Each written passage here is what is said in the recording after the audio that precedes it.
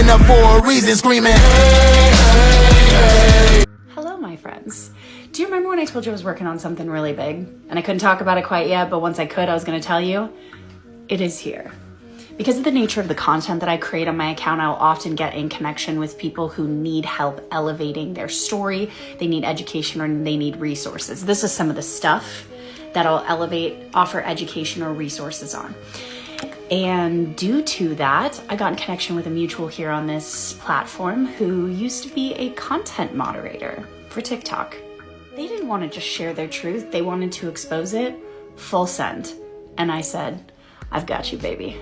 For the last several months, we've been poring over the details of what her content moderator experience looked like.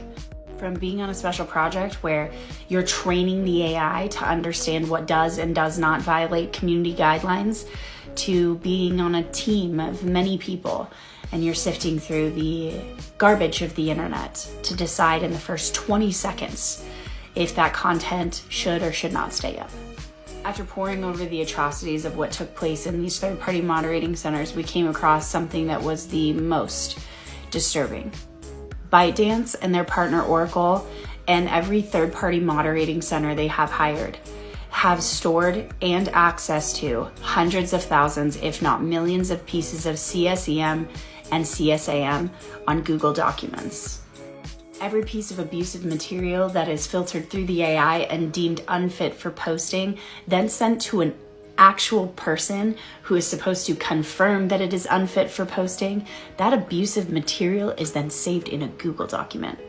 And if you've ever wondered why videos like this either don't show up on your For You page or get a CVG, because in their own training manual of their moderators, content that's attacking, condemning, or criticizing TikTok is not recommended.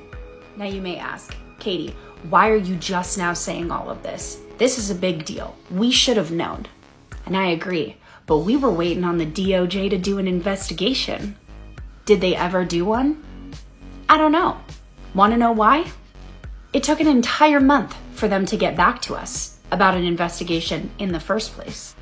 We told them the situation, the severity. It took them a whole month for them to actually get back to us. And when they did do an interview, they said they'd never be able to let us know if it actually was completed or not. So we're going full send. Scorched earth. If you won't protect our children, we fucking will. My friend said that in her first week on the job, how they train you to understand the severity of what you're going to see is by showing you this Google document filled with CSEM and CSAM. And Forbes said they were ready to let the whole world know too. You can read the article in the link in my bio.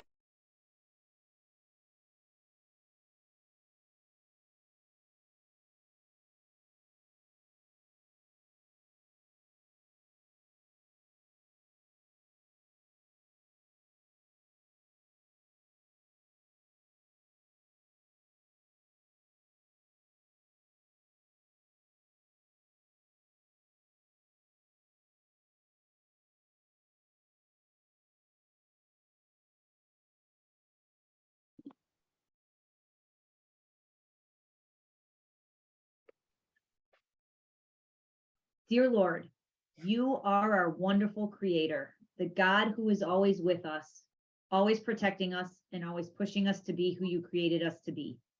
Protect us and this podcast today, and anyone listening in the future from spirits who wish to divide, bring negativity, or crush the Holy Spirit that lives within us all. Please speak through us today and bring the messages you need others to hear. We ask this in Jesus' name, amen. Amen. Welcome to the Save Our Children podcast. We're your hosts, Becky and Bridget.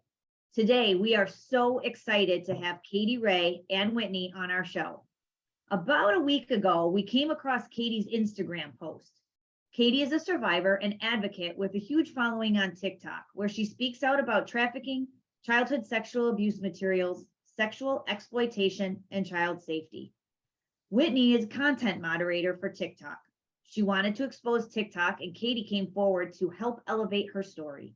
Together, they poured through all of the information of what the content moderator experience looked like. As you can imagine, part of Whitney's job was to look through the worst garbage on the internet. I don't want to give away too much of this story in this introduction. So let's get into meeting these amazing ladies.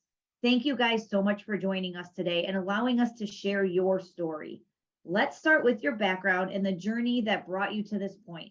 Catie, why don't you start since you connected with Whitney later in your journey? Thanks so much for having us. We're so glad to be here.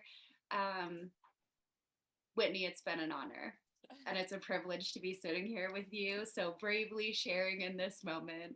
I love you. I just want to say I love you.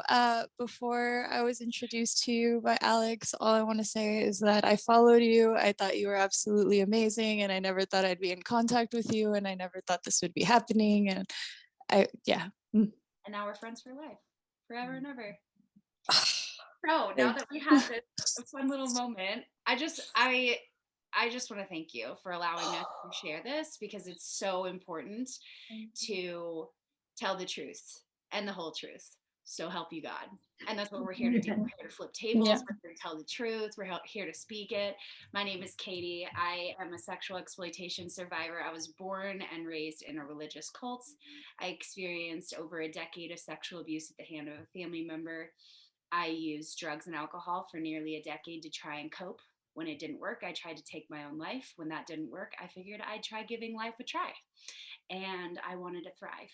I sought out therapy and healing resources, and I found freedom that psychologists, therapists told me wasn't possible.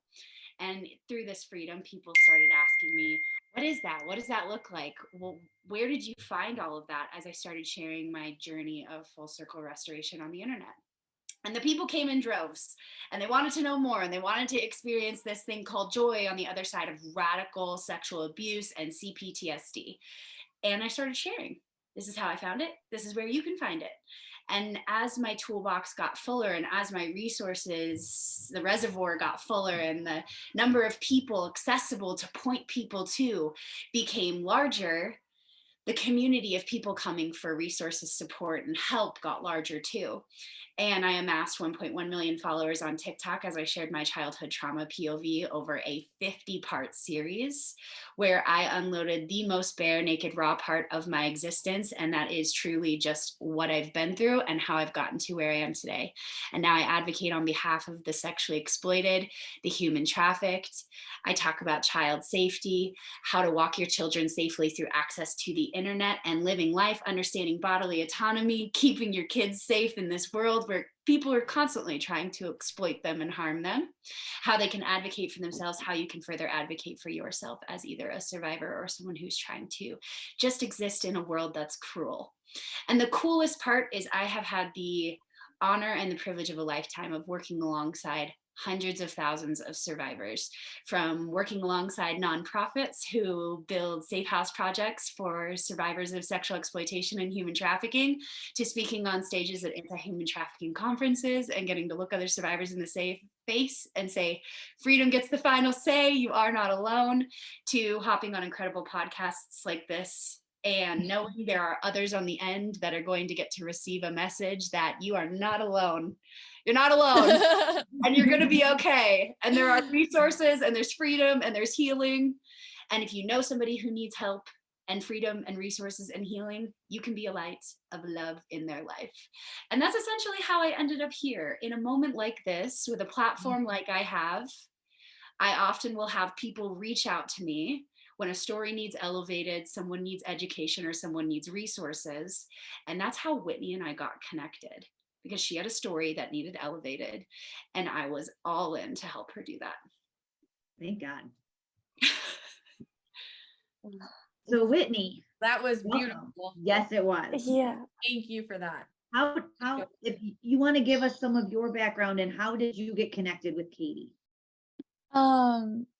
Yeah, I guess where to start? I had a mortgage to pay. Somebody posted on a neighbor app that Teleperformance was hiring and that they could put a referral out. And I mean, it's amazing how it all just swept up and turned into a whirlwind, because I applied for this job. at the time 18 an hour for Texas, where I'm from. That's absolutely great. It was able to pay my mortgage, feed my 3 dogs, pay all my bills, and I still had some benefits. Were great. It was really at first a great experience, and it just ended up being a facade. A lot of what we tend, or if you're watching this podcast, you've probably taken notice of, is that there's tends to be this facade of like positivity, everything's great, everything's working as planned, no need to complain, what people would call toxic positivity. And I felt excited because I thought I was going to be helping people, protecting people.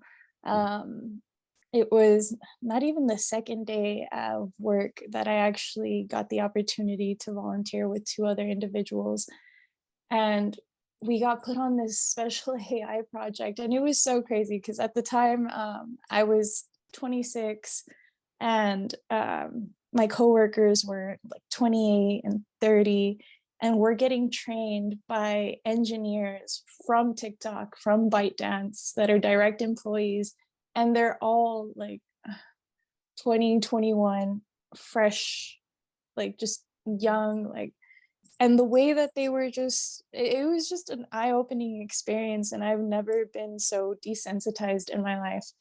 Now looking back, like it was absolutely amazing how they normalized it and just glorified it, and just the way that people would communicate with each other.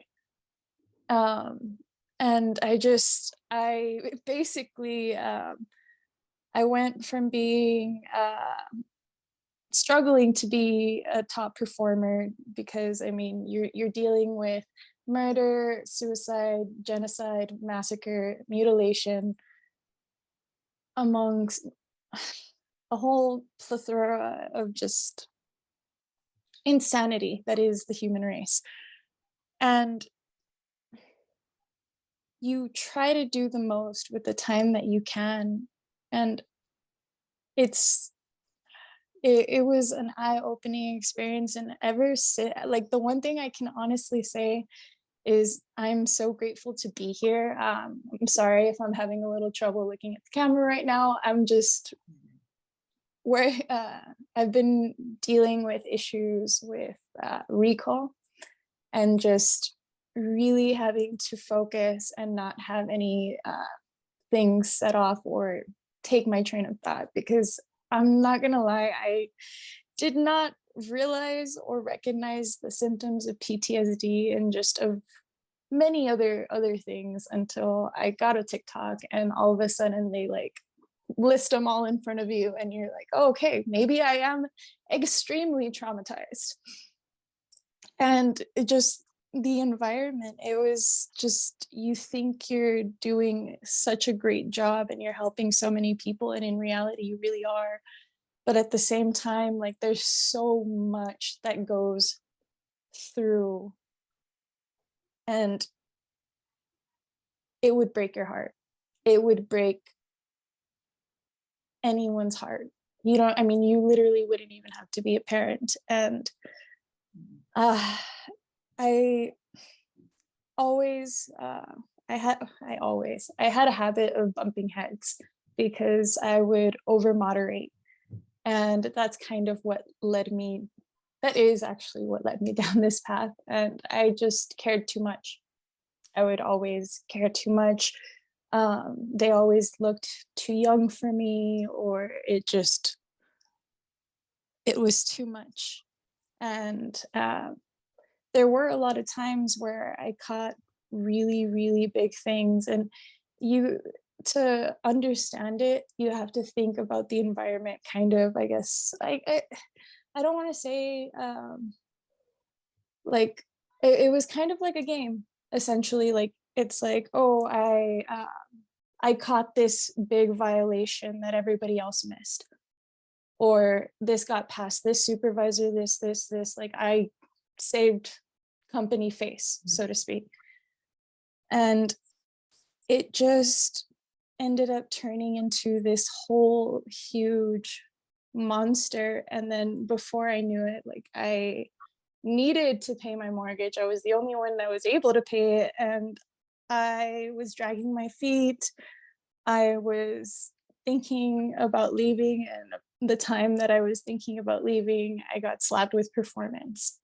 And it was just, it was absolutely insane, because at that time I went from being a top performer during our company transition and ByteDance selling off to Oracle based out of Texas, and China selling the American branch to an American management company, and all these things.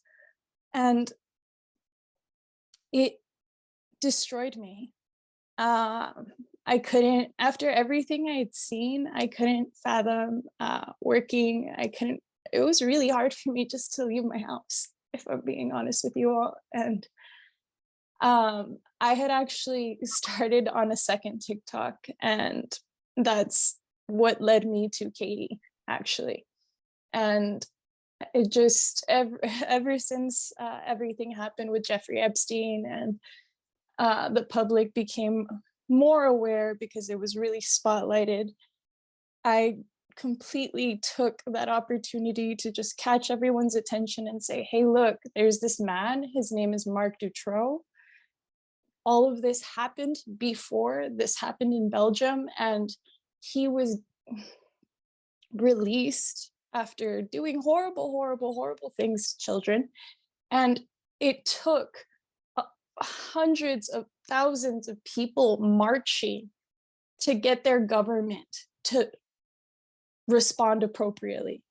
And it just, to me, I am a big history buff, and I love to like fact check history and fact check everybody and everything, because as soon as I found out people could lie, and I have like, that was a thing, I was just like, okay, I fact check. I was the little 4-year-old fact checker before fact checkers were even a thing. And sure enough, I gained traction on TikTok. It connected me to big creators, to Alex Serves, and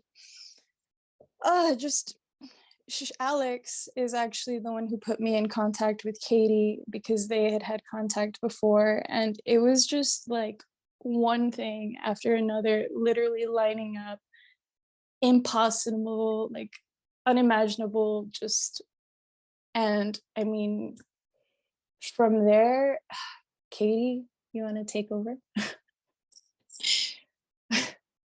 I love you. I'm so proud of you. Thank Yeah, you. so the creator who connected us, her name's Alex Torres. She goes by Alex Serves on TikTok.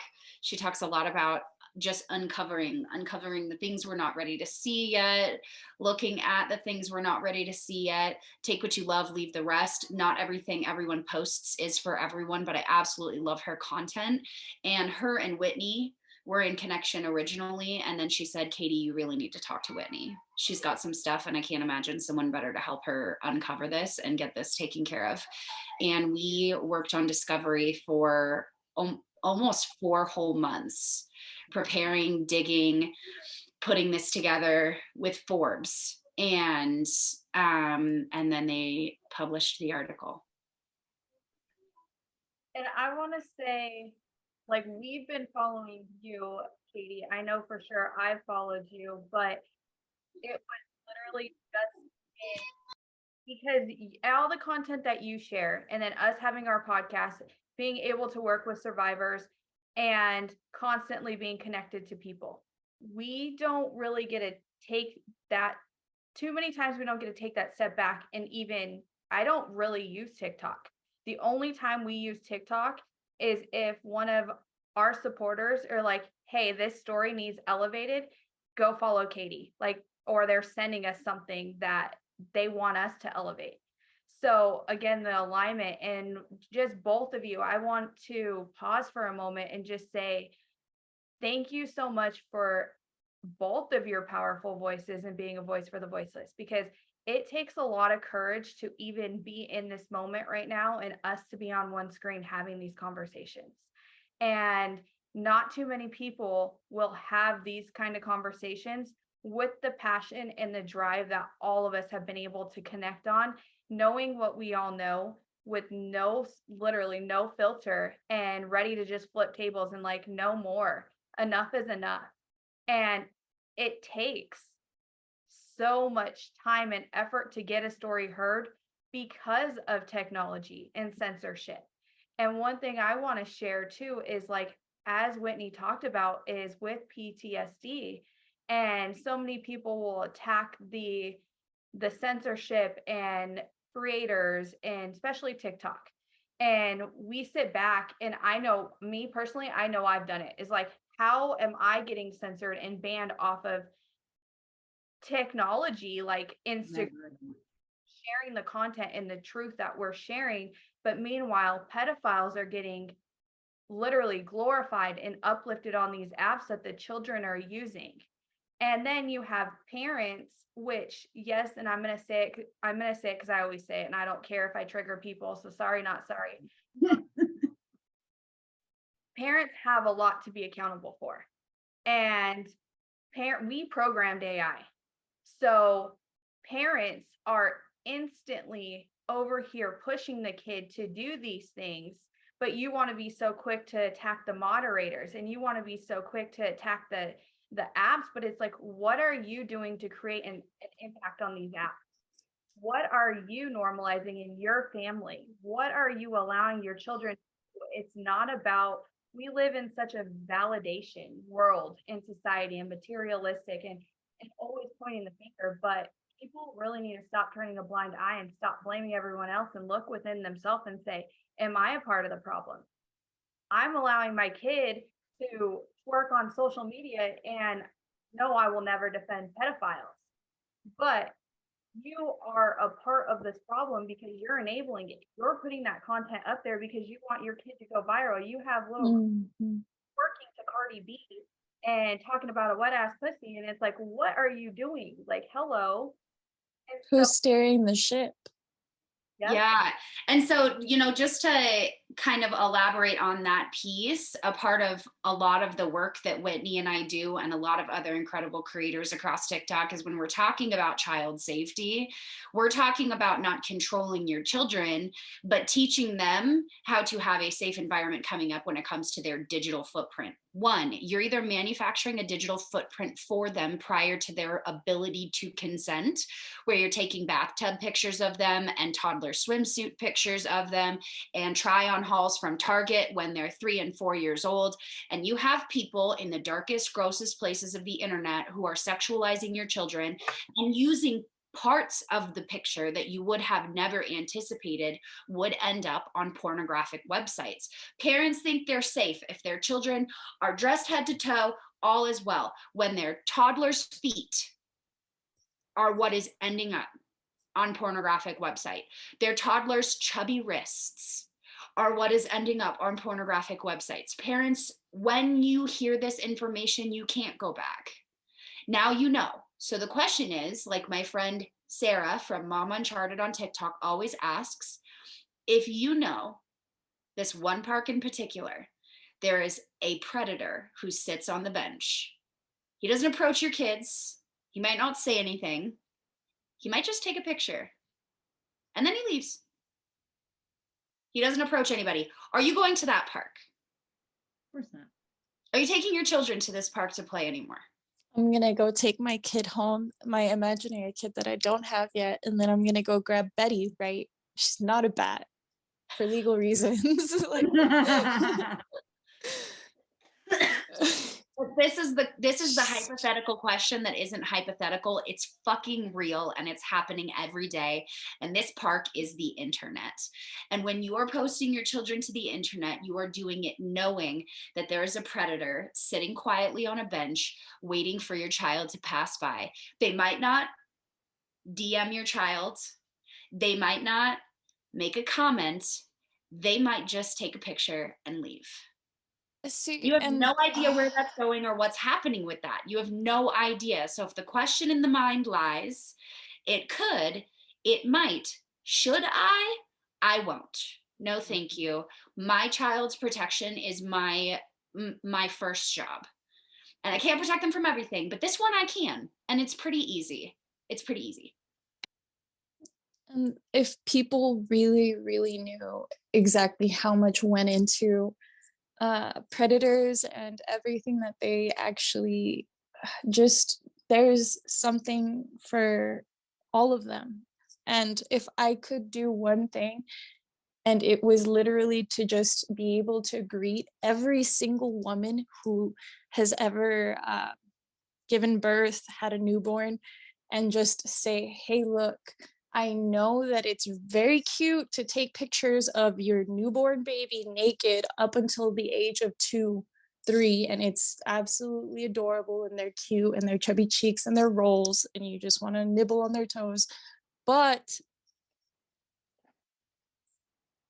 somebody takes that picture, they go home, they go on TikTok, they go to their liked videos, and now they're wiping something off the screen, and it's, lo and behold, below the slime and the absolutely unholiness, it's your child in a bathtub, your newborn child. And where people would not associate any sexual thought, and it's just absolute emotion and just connection and human, just the connection. And for somebody else, the way that they're wired, whatever, born wrong, whatever you want to call it, traumatized, they're seeing something completely different.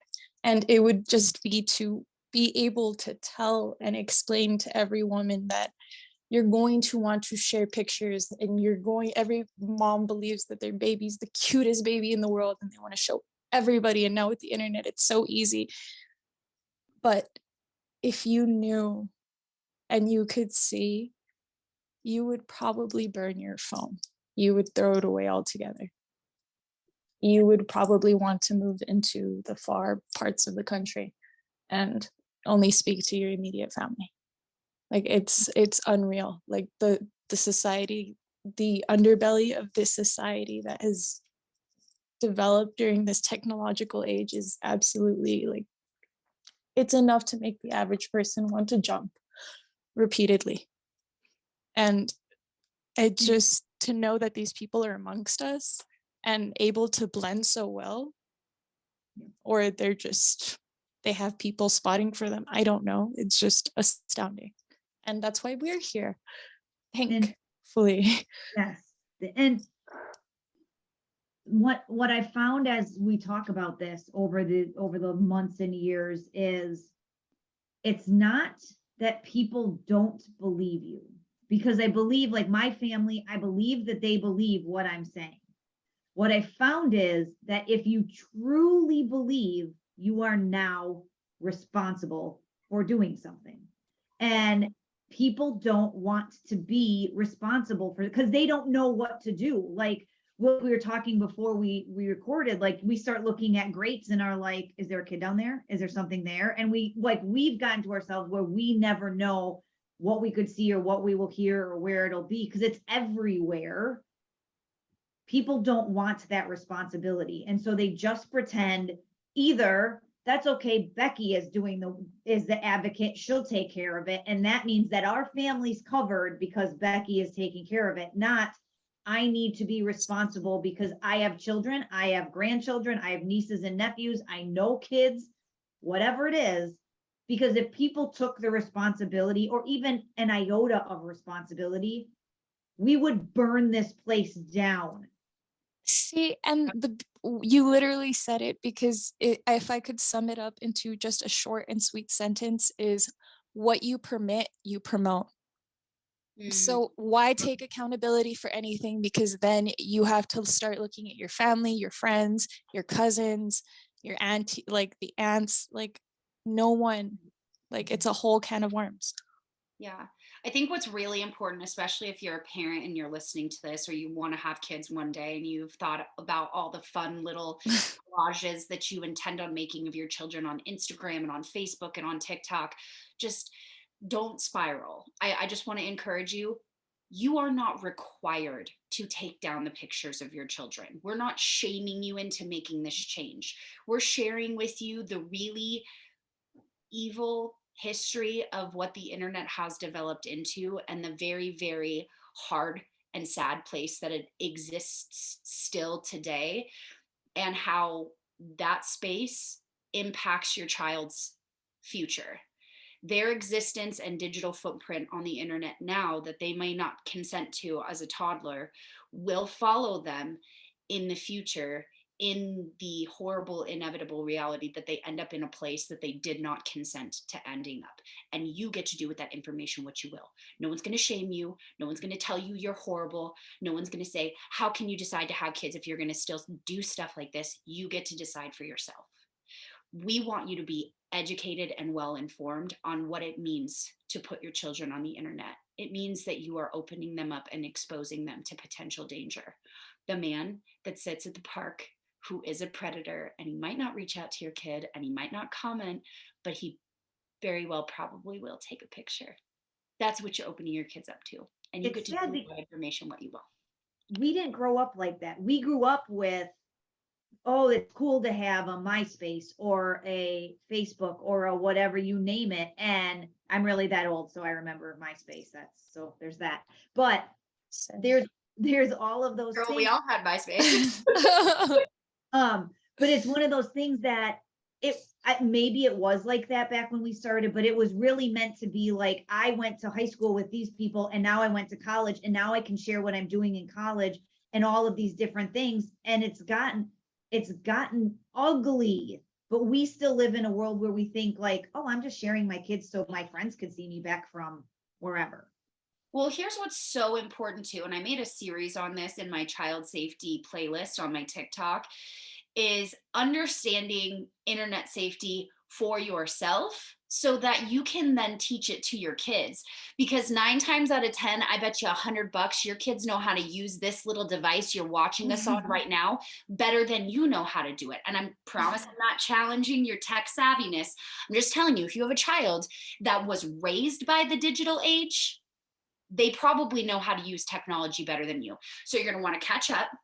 You're going to want to smart up, and you're going to want to understand all the ins and outs of the places that your child could stumble upon, educate them on it, make sure to put safety precautions in place so that they don't stumble upon it. And then in the event that they do, I have really amazing ways that you can have those conversations in the playlist on my TikTok so that you're not shaming.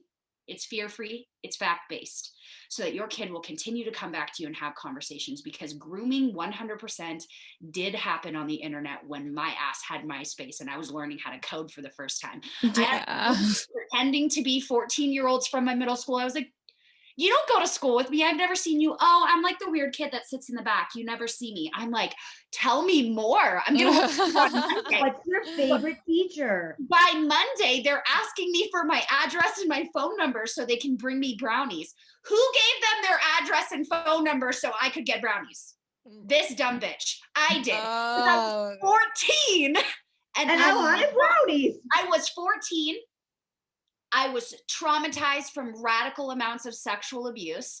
I wanted a friend. Someone was validating me. Bam. They literally showed up to my house. It was a 49-year-old man, and I had to call the police.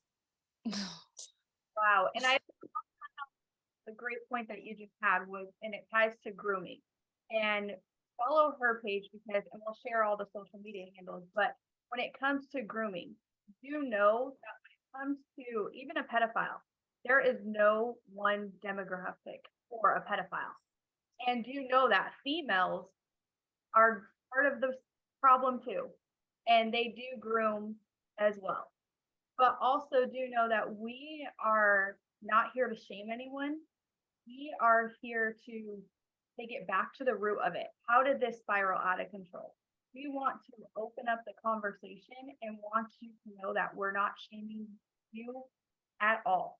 And know that if there is something that you don't know, it's okay.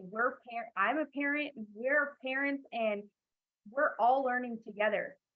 Had it not us being connected with each other, and yes, it's the social media and technology, there's a blessing and a curse. It goes back to how you're using it. What is your intention with it? So, and how are you impacting the internet, and how are you affecting society? And knowing that had we all not been connected, like Katie's content, Whitney sharing with TikTok, it has made us better parents because we're able to sit and have this conversation. Does it take vulnerability and courage? For sure. Everyone wants to be right. Everyone wants to be heard. Everyone wants to be seen. Everyone wants validation. Get that. But you have to take your child's life back into your own hands and not trust the government, not trust these apps, not trust Big Pharma. And we don't want to put fear in you. And it comes back to being willing to listen and educate so then you can help protect your child, but even your child knowing will help the next child who may not know. And Exactly. ripple effect. It's really got to be from a space of knowing like you're okay fucking up. Like you have to be okay making mistakes and growing from that space. It's knowing, okay, this was a mistake. Where can I pivot? You're going to get really good at pivoting and adjusting and then improving. You do that alongside your kids, alongside your partners, alongside your people. If you pivot with your people, it makes it a lot easier. Not only do they see it and they're like, what was that? Because that was actually really cool. You're going to get that like, hell yeah, bestie. Also, recognizing what needs to break off in you first in order to plant some truth. Because a lot of us are living on foundations of lies. Can I get an amen? I had to uproot so many lies that my life was foundationally built on when you're born in a religious cult. Yeah. I had so many lies that my life was built on. And when I started plucking them and uprooting them and planting truth that spoke the opposite to the lie, I was able to parent out of patience and love instead of parenting from trauma. I wasn't reactive abuse parenting anymore. I wasn't reacting out of trauma responses and triggers. I was reacting from a space of, I actually want to figure this shit out with you, you tiny human that I have to help be a grown adult one day. So let's figure this out. I don't know what the fuck I'm doing. We don't know what we're doing together, but let's not know what we're doing together. Is that cool? Like, can we just like live in this weird space together where we have no clue what we're doing? Okay, awesome. I'm a little frustrated. How are you feeling? You're a little frustrated? Okay. Can we just be frustrated in this space together? Maybe we breathe. Let's fucking breathe. Okay. Yeah. Truth. And go from there. And again, for me, that happened. My boys are 14 and 12. That happened 4 years ago. I live and I am not a sexual abuse trauma, but everybody has some trauma of something that their parents dumped onto them or their grandparents dumped onto their parents, that sort of stuff. And so generational. Absolutely. And so I realized like, I don't want to be this way anymore. I am unhappy and I am making my kids unhappy and I'm making them anxious and I don't want to do that.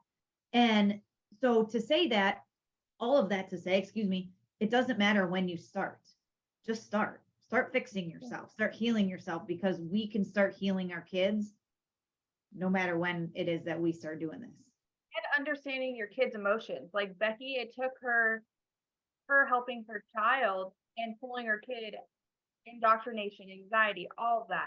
It took her pulling her kid out from public school, going to homeschool, and literally they wrote a book through homeschool process about emotions and recognizing that, which is now like available to buy, but it's a bestseller. I'm just kidding.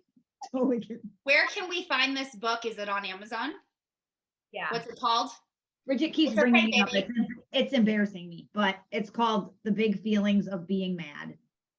And it's all about like, when you're mad, you're not just mad. Sometimes you're frustrated or overwhelmed or hurt or whatever. And so Diver the Fox Tea. Always shameless plug when you're an author. Golf clap.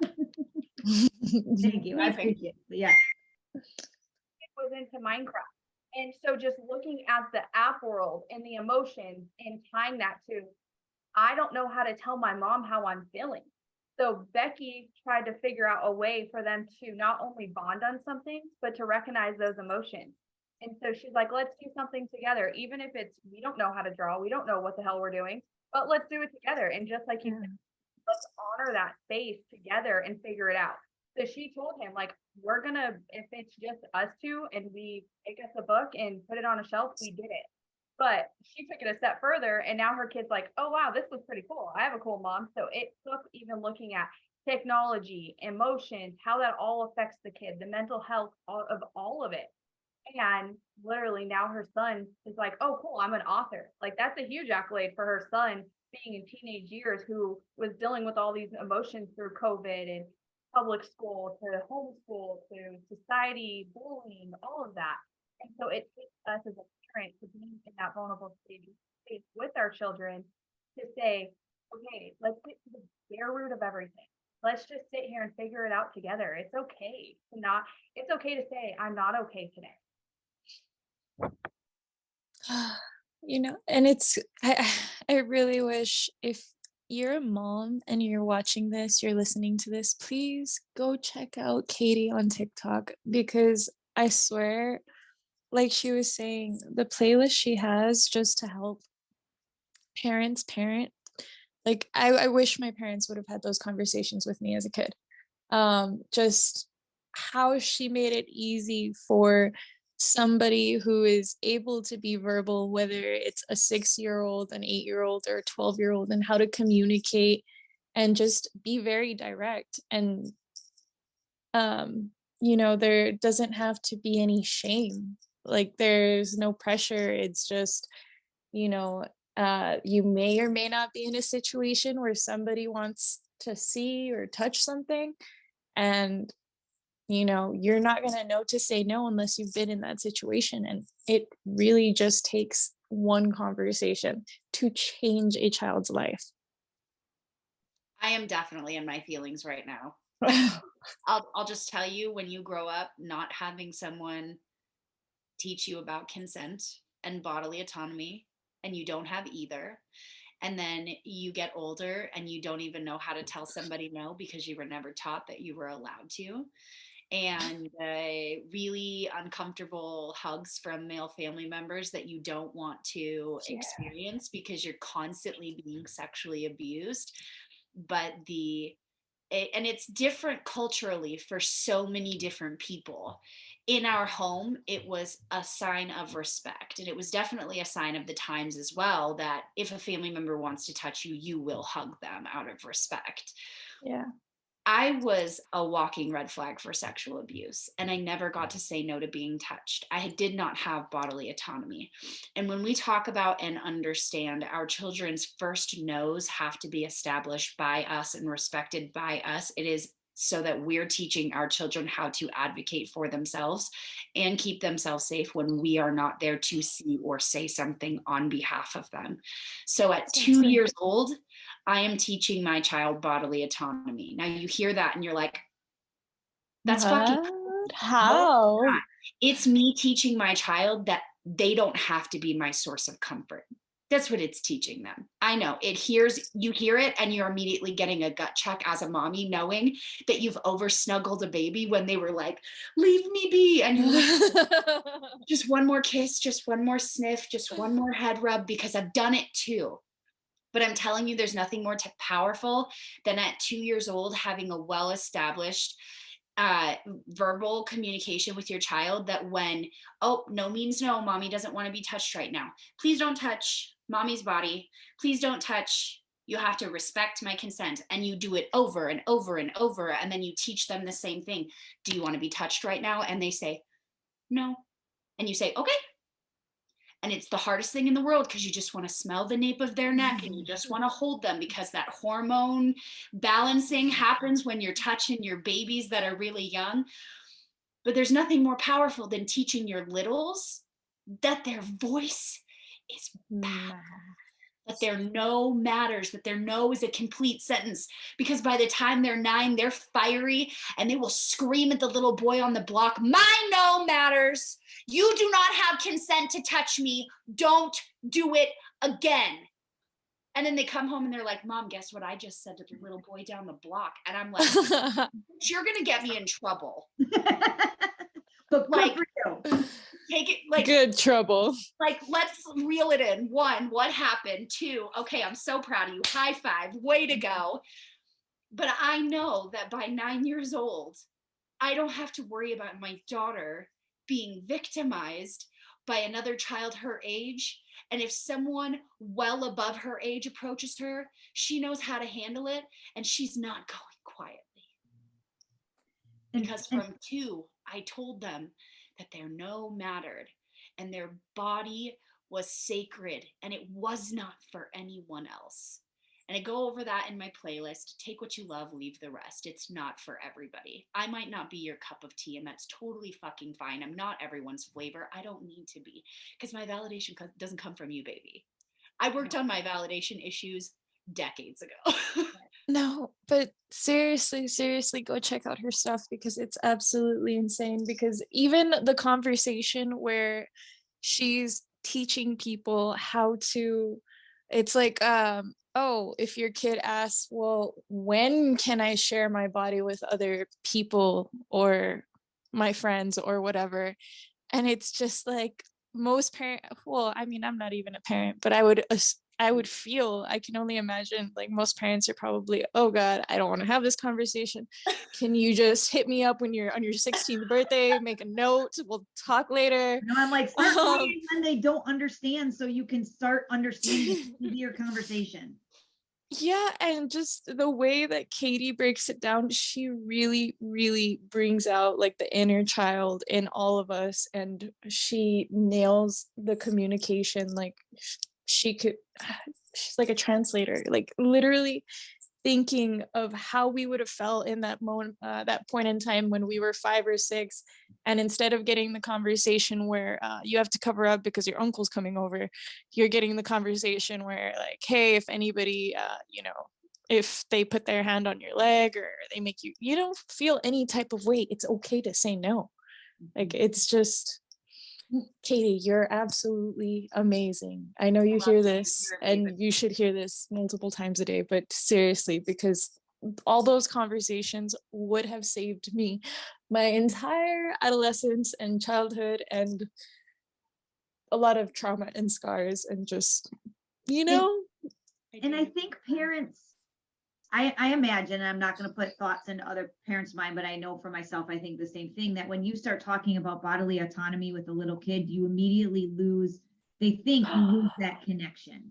Like, my baby's never going to hug me. My baby's never going to want to do that. But what that means, first of all, you don't, because you're mom and that's your baby. Your baby Ever forever. be that way. And even though, Can I lose a little, please? Because I'm a fucking jungle gym right now. yes, no, I get it. It'll happen. Then you'll have teenagers and then they don't want to do that anymore. But my point is that if you allow that and you are open and you are that safe space, hugs will always come because you are the safe space. And even though little toddler smells are amazing and it's awesome, 14-year-old stinky boy smells are still really awesome because they still come and hug you. It's gross and they're sweaty, but it's still just as good. And the more I've noticed, my younger son was never emotional. Like, he would hide it, he would bottle it. He was always like, I'm not going to cry, I'm not going to talk about it, I want to do it. And as I became, excuse me, I'm choking. As I became more emotional myself, he has. And so every single day I now hear, I love you so much, or he gives me a hug, or my older son does the same thing. And it's like, that is what we're trying to do. I'm not forcing you to do anything. You are coming to me because we have that connection, because there is that space to be you. But I'm also, as your mother, making sure you're safe, making sure you don't go into a bathroom by yourself because at any time someone could touch you, making sure that you're not allowing a teacher to be, whatever the case may be. Yeah. Safe space. Yeah. Well, this playlist really stemmed from an inner child safe space. The healing that I've done with my inner child and the things that I wish people would have done for me when I was little, the way adults would have handled my situation, the way I wish they would have cared for me and advocated for me, the gentleness and shame-free, fear-free, fact-based, thank you so much, way I wish they would have just pressed into me in every aspect. And inside this child safety segment, I have what I call the age appropriate sex education spectrum. And you might hear that as a parent, and alarm bells are going off because you hear sex education and you think that shouldn't be happening until their sex ed class in 5th grade. Am I right? Are you a parent who's thinking that? You probably You are. guys got a sex ed in 5th grade? I only got one in like my sophomore year, and it was a semester. A lot of schools have it like right around like 5th. Yeah, the new things 5th and 6th grade. First is puberty, then the sex. Yeah, so Okay. but the sex education spectrum, we call it a spectrum for a reason. I am not a professional. So if you guys are hearing this and you're immediately like, where's your credentials? I was a traumatized little kid Stick 'em up. who I had to have sex when I was 5. Those are my fucking credentials. So take that with every grain of salt you want, shove it in all the spaces that are telling you it doesn't matter, and do yourself a favor and the protection of your children a favor, and listen. Amen. It's a spectrum. It starts from a space of teaching your children that they get to say no, and they get to decide when someone does and doesn't touch their body. And then it transitions into which parts of their body are okay for literally anyone to touch and for no one to touch. When touch is okay, and that's limited beyond their consent, and that's limited to for your health and for your safety. So if you're sick and you don't want me to touch you, mommy's going to pick you up anyways and take you to the doctor. If you're about to run out into the car, mommy's going to touch you to keep you from getting run over by a car. And then it transitions as the age gets older. You have the ability to have age appropriate conversations as they're asking questions, fact-based, fear-free, shame-free. It's so beautiful that you do that the way that, like you said, you pivot, because I've had this conversation with my husband so many times, and he just says, my childhood, what really messed me up was that my parents drew really hard lines in the sand, and yet there were conditions for everything. Yeah.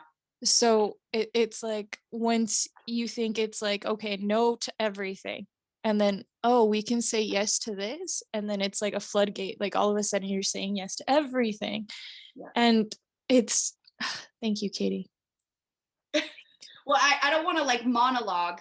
I just think it's really important as parents are understanding what this really means. You're teaching your children to understand their body and to not be ashamed of it or scared of it, because the truth is, if you do not teach them powerfully about the vessel they live in, someone else is going to misinform them about it, scare them about it, shame them about it, and they're going to lie to them about it. It doesn't matter what they say to them, but they will believe lies about the vessel that they exist in because someone else said it before you gave them truth.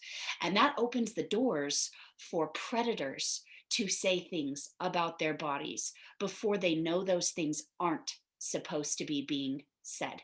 That's how grooming becomes so easy. So if you do it for no other reason than the safety factor, do it for the safety factor. If that's what you need to convince yourself, okay, maybe I'll jump on this new agey train of teaching our children.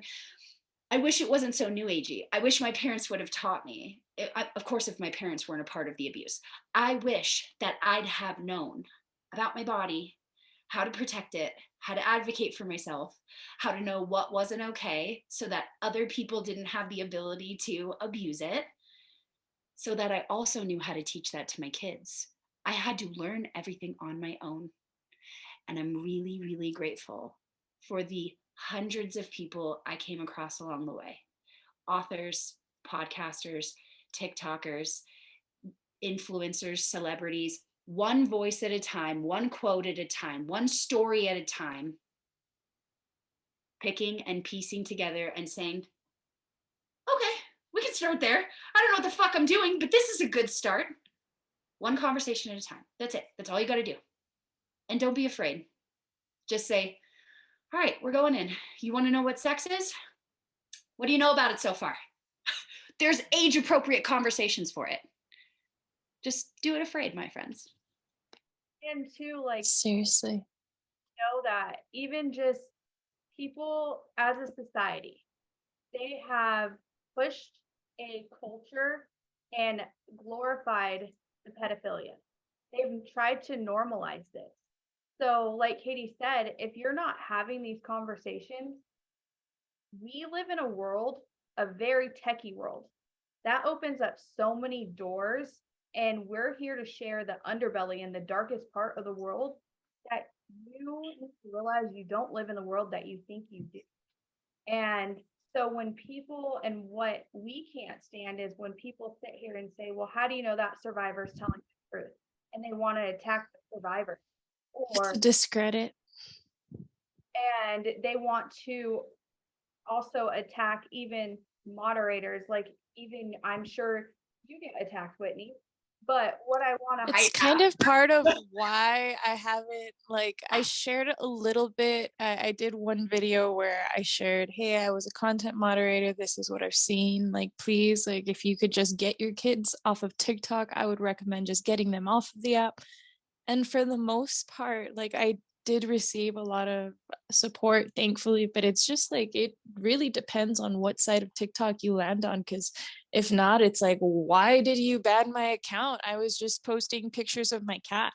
And I mean, I'm just like, I can't tell you. I really, really can't. Like, it's Like, so it probably crazy wasn't me, because the shit that fell on my desk was heavy. I can't wait for you guys. And I don't mean to say this like so like empty wise, like can't wait for you to hear, because this shit's so heavy for Whitney to share. This is very active trauma she's still processing. But when I say I can't wait for you to hear this, I say it in reference to it feels like the finally, like it has arrived. The moment where you guys are going to get to really understand the depths of what it is that's happening behind the scenes with our content moderators, what they have to go through every single day in order to keep our platforms a space that aren't nearly as trash toxic as they are now. And for anyone saying, just shut down TikTok, just ban it, pause. This is by far one of the most effective platforms in getting actual information out there. Yes, there's bias. Yes, there's silencing that happens regularly. Yes, there's censorship. I'm sorry if I censored you. There's yes, it happens on every platform, and the only way to get past it is for reform. But we believe on working from the inside out. And if you don't understand how that works and you don't believe it's possible, fucking watch us. That's it. Just watch us. But we don't believe that TikTok needs to disappear. We believe that it has so much potential for extraordinary change, and we're going to work our asses off to make sure that that continues, because there are things being said, and they get to be said in such an amazing way on one of the largest platforms on the globe right now. And if I can say anything, I didn't even know TikTok existed until my niece brought up her phone and asked me to dance with her, like back in, I think it was 2018 or something like that. Did not know it existed. And literally, like, she shows me the For You page, and it was just kids at that time, years ago when she showed me.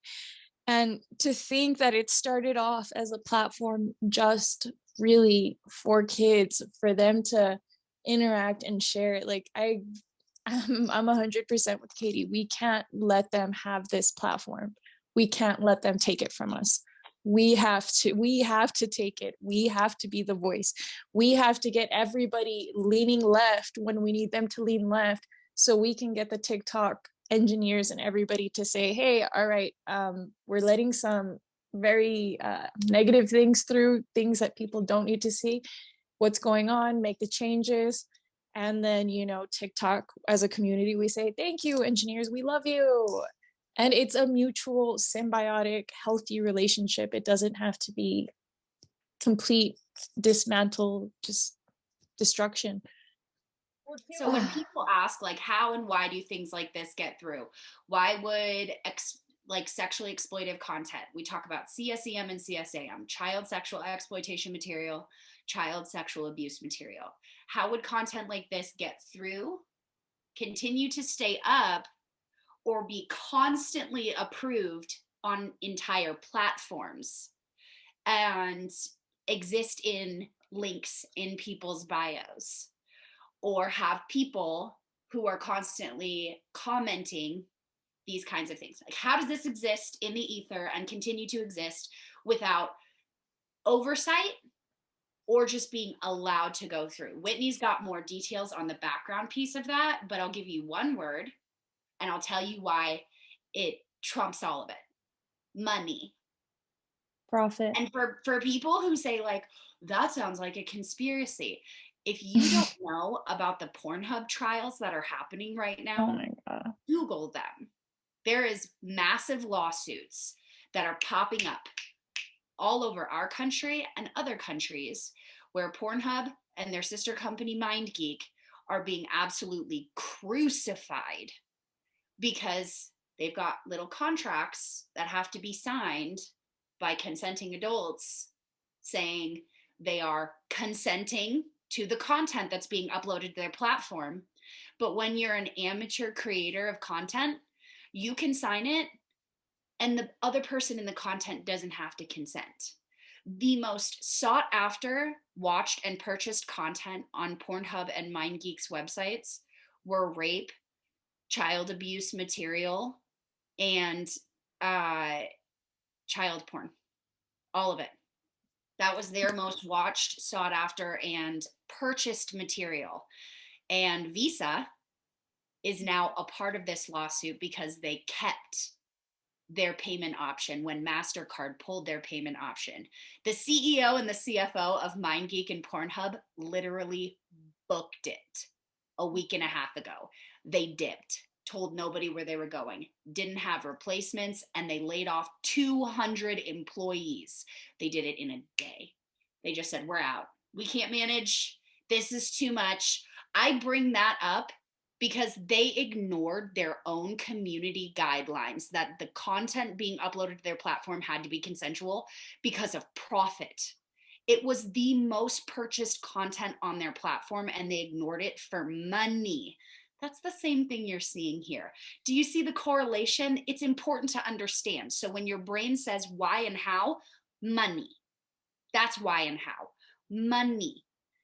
So yeah, let's get into the nitty gritty of what we know. Everything. See, Everything. and I have to say that, I mean, I don't know if you guys ever heard of Captain Planet. I grew up I was born in 94, so I grew up in that generation where it was like, oh, I'm obsessed with comic books, but also, ooh, I'm gonna set up the computer and the dial-up for my parents type of thing.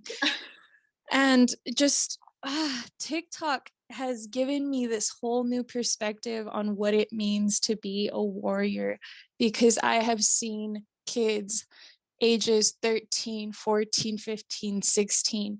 There was a trend a couple of years ago where they were talking about Pornhub and they were spotlighting it and they were talking about, hey, look, everything that Catie said times 100 and it's been going on. And they did such a good job investigating and shining a light that Pornhub immediately did engineer work. And what they did was they barely removed content. What they did was when you went in the search bar, and you know, it's so sweet, like there's screen recordings, they I guess, I don't know what it is, like they're used to being questioned all the time, so they have receipts for everything. And they were showing how they were working around the search bar and using different terms, because all of a sudden rape is unavailable, child porn is unavailable, forced gay, whatever. it's unavailable. And they were just showing like, hey, look, you search these terms that are a little bit less or a little bit more inconspicuous, all the same content is still available, and you're still able to see the tag that says child porn. They just deleted the connection, if you get what I'm saying, because like usually at the top, at the bottom of the videos, there's a bunch of tags to help it get out. So it's gross negligence. It's completely intentional. Like, you cannot tell me it's not.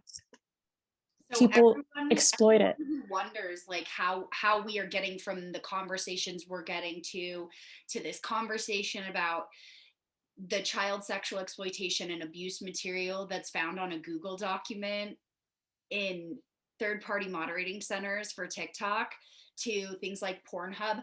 They are all connected.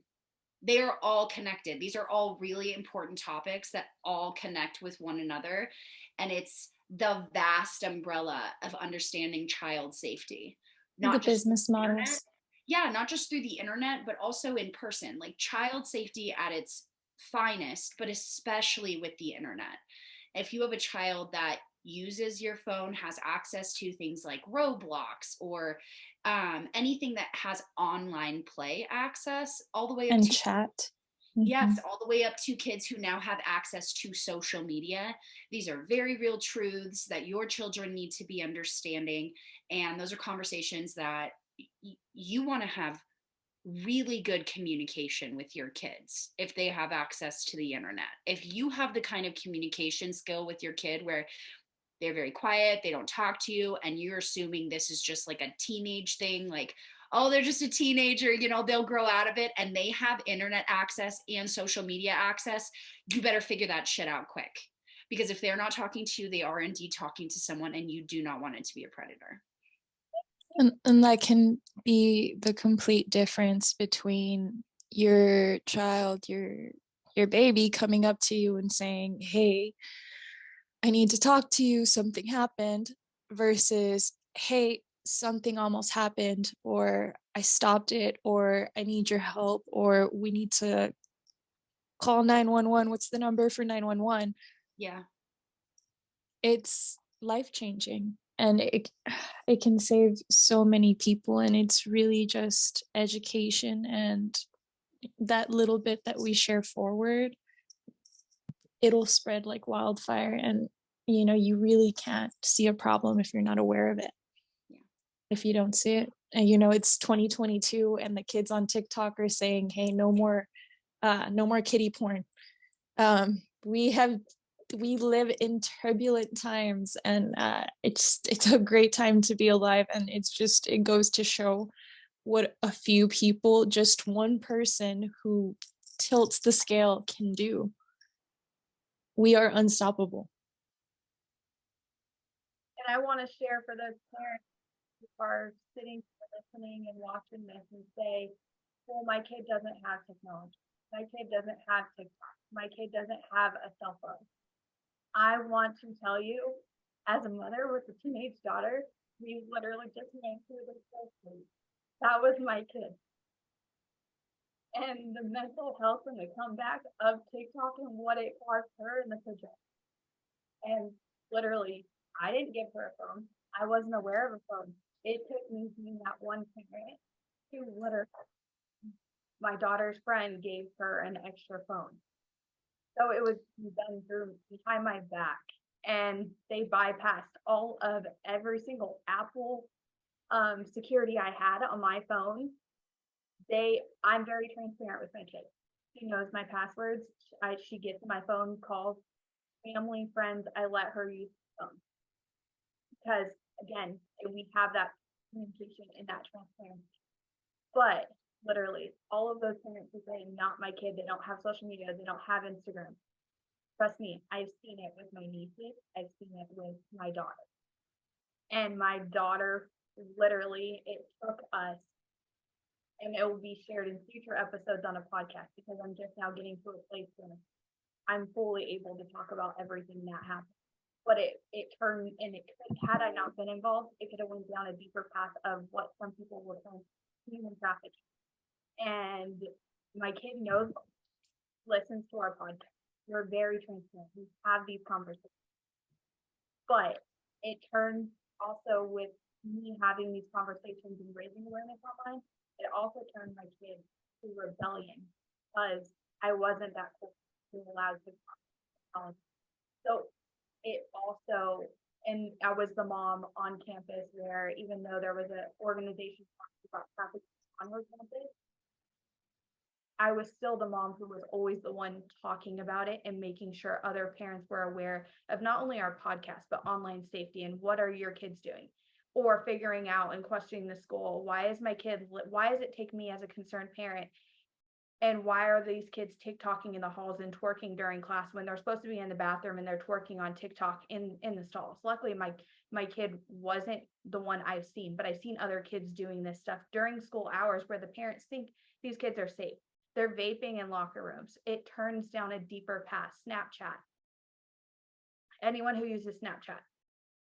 Literally, these kids have access to every drug in the world.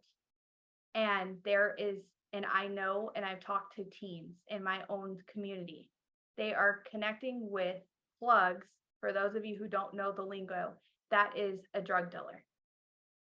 They are meeting up with these strangers in their community and they are getting vapes. They're getting weed. Arizona is very laced with fentanyl right now. These kids have access to heroin and fentanyl as young as 10 years old because of social media and access to what is a cool, these kids think it's cool, is having the geo maps on. You are giving the predators access to your children. So learn the technology, learn from us, learn from one another, have these conversations with your kids and with your family, because we have a podcast. My kid literally just was almost a product of TikTok. It took me so much fight between TikTok and Instagram as a mother to get a minor account pulled, and they still didn't pull it. And that was me being a concern. So I would love to ask you, because there's people probably listening who their initial thought is, well, and this is why I'm just going to give in and give my kids social media because I want to have the ability to monitor it. I don't want them to hide it. You know, I hear this very scenario as the blowback on why parents are so hesitant to keep their kids from social media. So if you could talk to the parents out there who are, that's just running through their noggin, how did it come to light, if you're willing to share, that you found out your daughter was accessing social media, and what was the response after? So at first, so this was the first time it wasn't that bad. So as far as it was just technology, I think she was probably about 8 or 9 when she was at a family friend's house. All the other girls had TikTok. They were sleepover family, and my daughter doesn't really sleep over anywhere unless it's our family. So my niece is close in age. So it honestly took to, validation. Oh, well, that friend is friend. Now you're taking over my friends. And why are you talking to my friends? This was the conversations as young as 8, 9 years old. And so now it became like kind of a likes, validation, and jealousy thing, and protective of those spaces and how girls can be catty and all that nonsense. Or even boys. Oh, well, this boy likes you, she doesn't go to the school, stuff like that. So, or online bullying, all that stuff. So I'm just giving you different scenarios just because I've seen it all and heard it all. So that first time she lied about it because she knew that I found out because my niece told me. And so then from there, as we had a conversation about it, and then obviously and don't get me wrong, my kid does have technology. She has an iPad. She has a Fire Stick, TV. She just doesn't have the actual social media accounts. TikTok, you don't need. You can watch it on YouTube. There's other ways around it. But as she got older, and we live in this society where cell phones are very prevalent to age group, especially teenage stage. She just turned 13 in July. So it took literally and it took me 3 months to fully figure out and process, like, and I'm on my kid, I have her full time. But to like finally like plug back into podcasting, all that, it took 3 months. So how I found out was it took my sister asking me if my daughter had her charger because she was over at her house. So she said, "Do you have her iPhone cord?" And I said, "No, why would she have it? She's grounded from all her technology," because of attitude. And I could see the behavior and grades, and I could see something was going on, but she wasn't open to talk about it. And so I was like, okay, well, let's get with the teachers. So I put all the teachers in one group email when I saw the behavior, the grades, all of that starting to drop towards the end of the school year. And what happened was it came down to fitting in and not having the technology. And so she felt she was trying to find her place. All these girls were wearing makeup, and the boys, they got the boys' attention. So she felt she had to now wear makeup. She felt she had to have the social media to start texting. And so, long story short, I ended up finding out after figuring out the device of, well, my sister didn't know I was at the school. So I walked into the school and I said, my kid is supposed to be going into tutoring right now and preparing for finals. She needs to pass this class in order, because her grades got bad. So I said, she needs to pass this class. So I sent her to tutoring and all of that. She was lying about going to tutoring. I would show up unexpectedly to tutoring, and I would see her with her friends who were off by the football field. And they were just doing what teens do. Oh, I don't want to do school. We're almost out. Like, I want to go hang out with my friends.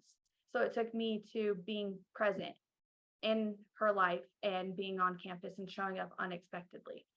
And so, and I would catch her, like, and then the friends would see me. They're like, "Oh, your mom's here." So, I like fit in with the kids and blend in. So I'm sitting in the hallways of the school, and my back is turned like this on the back wall of her class. And I'm texting, pretending to text on my phone. So when she came out of class, I ran into her and her friends, and she goes to grab the phone out of the hoodie. And so immediately she's like, crap. So I snatched the phone, and I look at her friend, and they're like, "You can't have that. It's mine." And I said, "You gave it to my daughter, and we've had this conversation before because there was TikTok use before." So we had a conversation with a friend and the mom, and I was like, "I know it's not your kid's fault. My kid knows better not to be on TikTok. I don't allow her on open platforms, blah, blah, blah." So I said, "I will text your mom. I will tell her I'm keeping this device until I look through all of the content in the phone and see what has been going on." So when I did that, I could hear the little kids talking like, "Oh, you're not supposed to have Snap," like the other friends. "You're not supposed to have Snapchat. She's going to tell your mom." So now they're freaking out, trying to hack into the phones, unlock the accounts, all of that. So before I told the mom. So they're doing this as we're walking in the halls. I'm texting the mom, listening to them like, "Hey, I have your daughter's device, blah, blah, blah." So that's how I found the phone.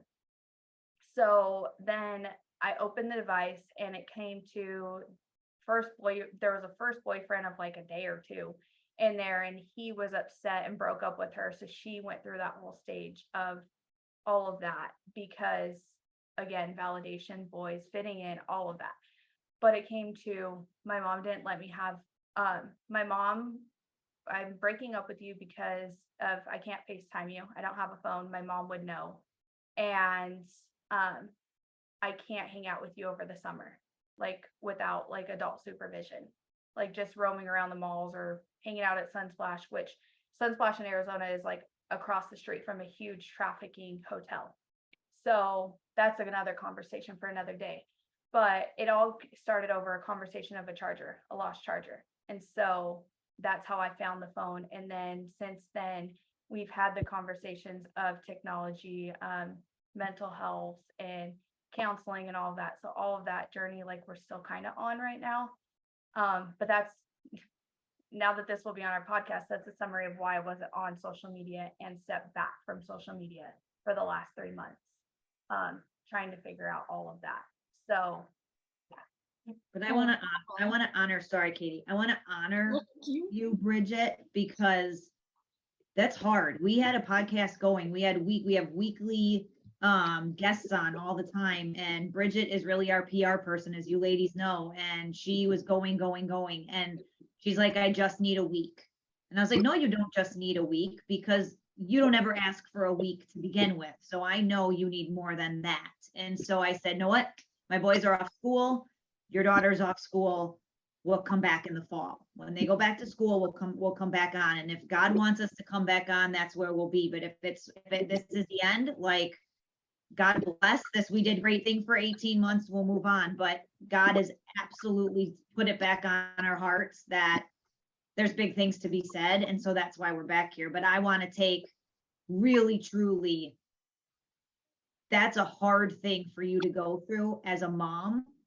And I'm proud to call you a co-host, because especially of our podcast, because it's real life. This is what we do. and for parents listening, like, trust me, like, it's an uphill battle, emotional roller coaster. Like, the projection I got and the pushback and like me thinking, oh, well, how did I go wrong? What could I do different? Like, trust me, you will see it come out. Oh, I'm going to work with Catie on different things of, hey, this is what I learned, and things I haven't shared yet on anything or even talked about, because I've processed it. But there's ways I want to go about it to turn that story into now. And I felt like I was given that experience to now be able to educate other people. Knowing, because I don't shut up about all of these topics, and I won't. I feel like I was given that experience, and I followed Catie for a while. So for us to step back for 3 months and for me to be like, oh, I need that break, and then to organically get brought this story and have this conversation, and it to be TikTok, and I just literally experienced that with my own kid in the mental health. Like, you can't make it up, and it's real life. And this is why we don't do scripts and all of that. And we just let it flow. And all of that, I also want to share with parents. You will realize when going down rabbit holes, you will realize you don't live in the world you think you do, but also, like, there's so much that it's going to shatter your world. It's going to flip it upside down, especially if you're just now learning about Disney. Like, that's a whole nother conversation. But do know that it's okay, and to feel those emotions and process them and heal through them and come out stronger, because it's only going to make you a better parent, but you're going to also be able to help everyone around you and a better human being for your child and the next generations. And I want to take that into lead into the mental health part of it and PTSD.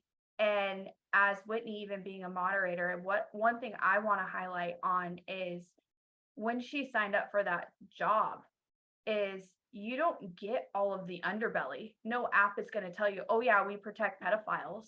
Oh yeah, we tie to this and work with this person and we glamorize this. No, they're not going to tell you that stuff. So Whitney, even having the courage to have this conversation with us today takes a lot of courage, especially because we've all seen it, but so many want to still turn a blind eye to it. And as a social media moderator, you are exposed, and I'll let her share more of whatever she's comfortable with sharing. But I feel for her because I can only imagine what she saw. I know for me, when I was on the journey years ago and learning the deepest parts and down the darkest rabbit holes of human trafficking, when I learned about Frazzle Drip and I saw the footage, no matter how many times I tried to turn it off, God was like, Bridget, I know you're going to fight. You better turn that play button back on. You're watching this. I will tell you, from just what I saw in the child abuse, in the exploitation, everything I've seen, and everything we've worked hands-on with survivors from the last 2 years and podcasting, you can't just turn that off. And once you know, you have to do better. You can't stay silent. And you're exposed to so much inappropriate, graphic content, and you just sit there and you're like, what, how could somebody do this? How does someone this sick and demonic and just the graphic content? So for me, I know what it did to me and traumatized me, forever changed me. And I could not sleep. I saw nightmares. I still will get, like, I struggle with having conversations of the child sexual abuse conversations, doing podcasts on satanic ritual abuse. I struggle with those conversations, but we do it for the awareness and sharing survivor stories so they know that they're not alone. And the reason why we do it is because God has put us in a place to where we've overcame all of that, and it's given us the strength to be a voice for the voiceless, for those who are still trying to get comfortable sharing their story or give somebody light at the end of the tunnel. That's what we hope for, is sharing that one story and helping save one person, because this can take you down a path to suicide. Whitney could not be sitting on this screen with us today as much as content as she's seen. We are very blessed and honored to have you on this screen with us, because the PTSD side of it and the mental health, that's not a joke. And there's no sugarcoating it. You can't just sleep. And people are like, oh, well, how do you sleep at night? You can't turn it off. I will constantly get flashes of little kids' faces. Just pretend you're on a Zoom call and you have thousands and thousands, little screens of kids screaming and bright lights and flashing. That's what I constantly see. Or putting myself in a place of a moderator who has to watch this content, or the law enforcement who is trying to help save these children. But because of money and power and status and validation, we turned a blind eye to it. And it's not fair to those moderators, because we get to use these apps for free. But I'm asking you right now, before Whitney opens up with whatever she's comfortable sharing, I'm asking you right now to turn off all smart devices. Literally, put it on mute. Be present and listen to the conversation and actually hear what she is about to say and what we've all been saying, because it's very real. It's not a joke. It's nothing to be fearful of, but you need to be aware, because it is happening. And if this is too much information for you to take in, pause it, come back to it when you're ready. Take that moment. But do know it's not okay for you to attack a survivor. It's not okay to attack a moderator, including someone like Whitney, who's having the courage to speak out, to share that, because they live with that trauma and constantly an image they cannot turn off. And so just recognize that and be present in these conversations, because it will save not only your child's life, but the future generation going forward. Whitney, I'm just sitting here smiling at you because I'm so damn proud of you. You're amazing. You're amazing. And I know it's not easy, but every little bit that you're able to, we're here to listen. And anytime that you need a break's okay. I will protect a space for you to take a break. I will fiercely protect a break. You know that. And go till you can't go no more, sister. Thank you. I guess if I had to start anywhere, I would really, really just want to start where Bridget left off, because that's where it really ties everything together. Her experience with her own daughter, and just the struggle that the majority of parents are having today, because their kid is most likely better at technology than they are. And coming from somebody who's 28, I still remember being 16. I still remember having MySpace. I still remember hitting up a tattoo artist owner, shop owner, because I thought, oh, well, if I send him some pictures, maybe he'll get me a free tattoo. Not even thinking at that time that, oh, this would be child porn, what I'm sending, because I'm 16 and I'm just like, oh, that's a hot picture. Like the perspective, everybody says, oh, when I was a kid, the things I would get away with behind my parents' back, like, for my parents, it was going to the liquor store and being able to buy cigarettes and beers because they didn't get carded. For me, it was navigating the computer better than both my parents and knowing how to delete a browser history. And it just, if everyone knew how powerful the internet is and how permanent it can be, we would save so many lives. And the thing you have to know, you have to remember, at one point in time, before society or the rat race may have almost put the flame out of your soul, you were rebellious. There were things that you didn't like about your parents, or things they told you that you didn't like. And you remember getting together with your friends and finding the most ingenuous ways and methods for finding loopholes, finding gray areas, and navigating and traveling on land that was previously untraveled.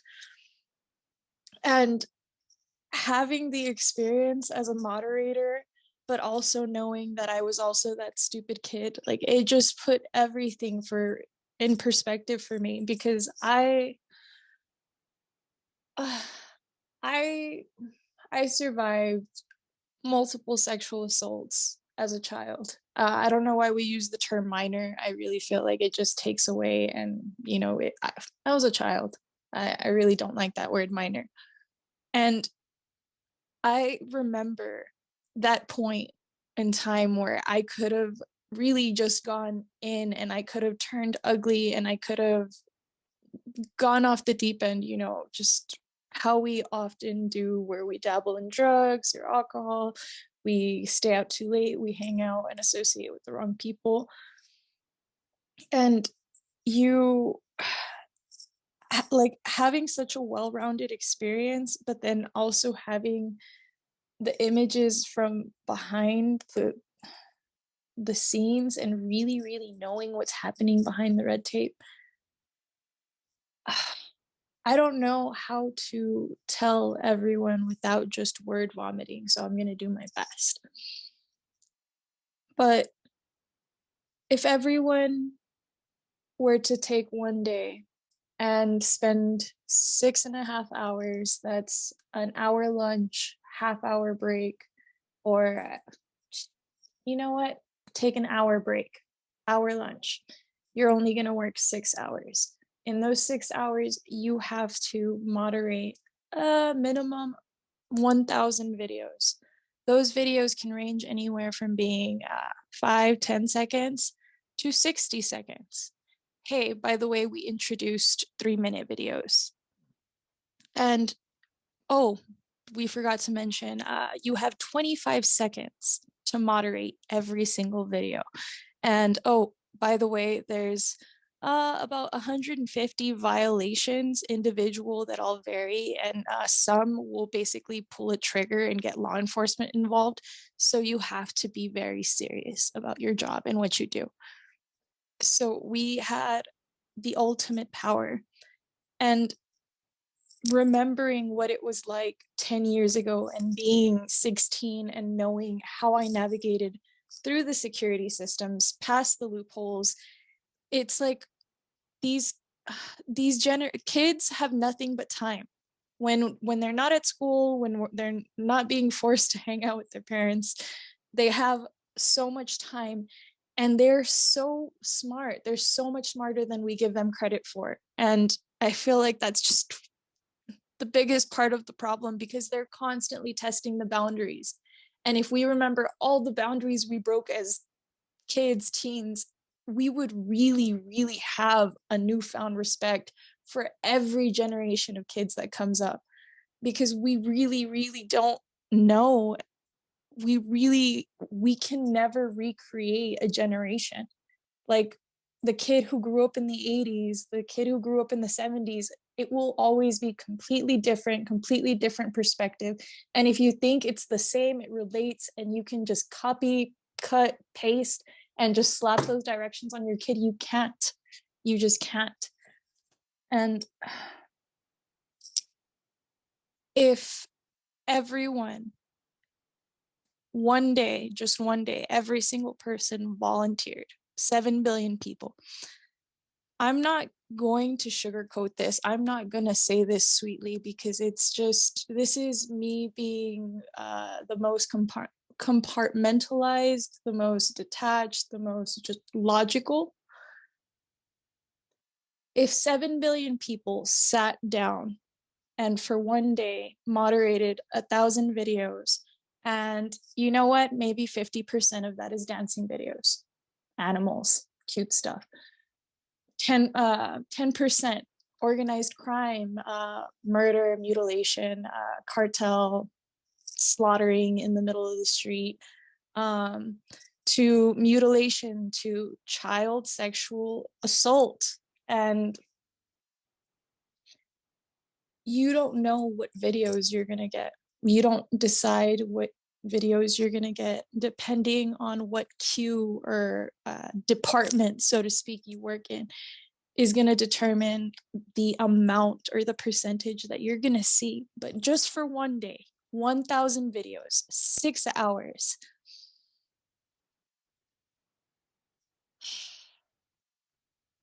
I can honestly say, and I believe, and I know in my heart, because I have been there more times than I can even remember or count.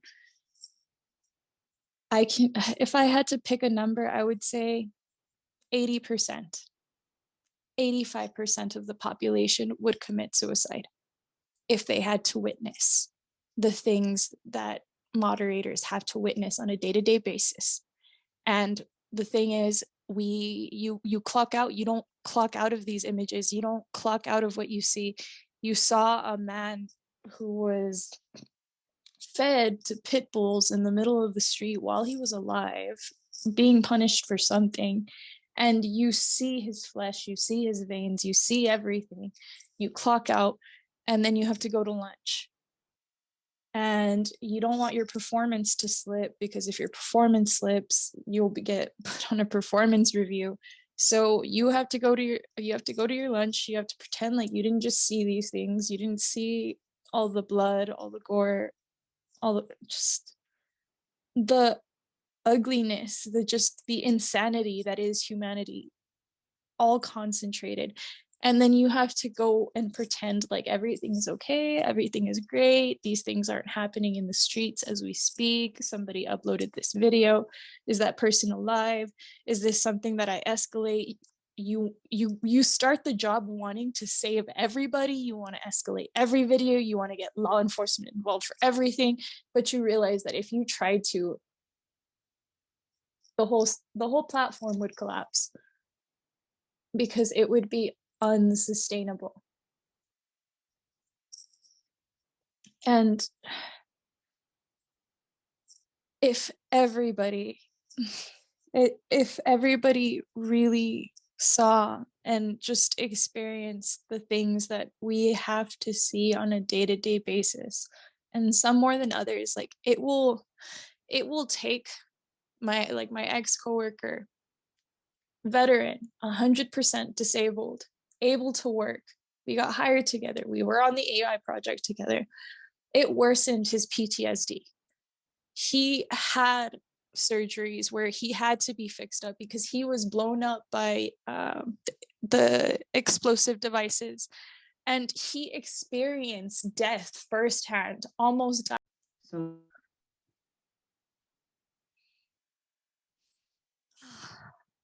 where we left off. You left Oh, off your coworker. your coworker. Your coworker. Yes. So he experienced a lot of death. We're not sure where the recording cut off, but my ex coworker, we got hired together under the AI project. It was him, another volunteer, and myself. And 100% disabled, but he was able to work.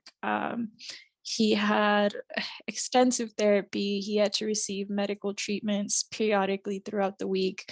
And I mean, at that time, he was only 28, 29, and he was completely medically discharged, blown up, taken explosive devices, and just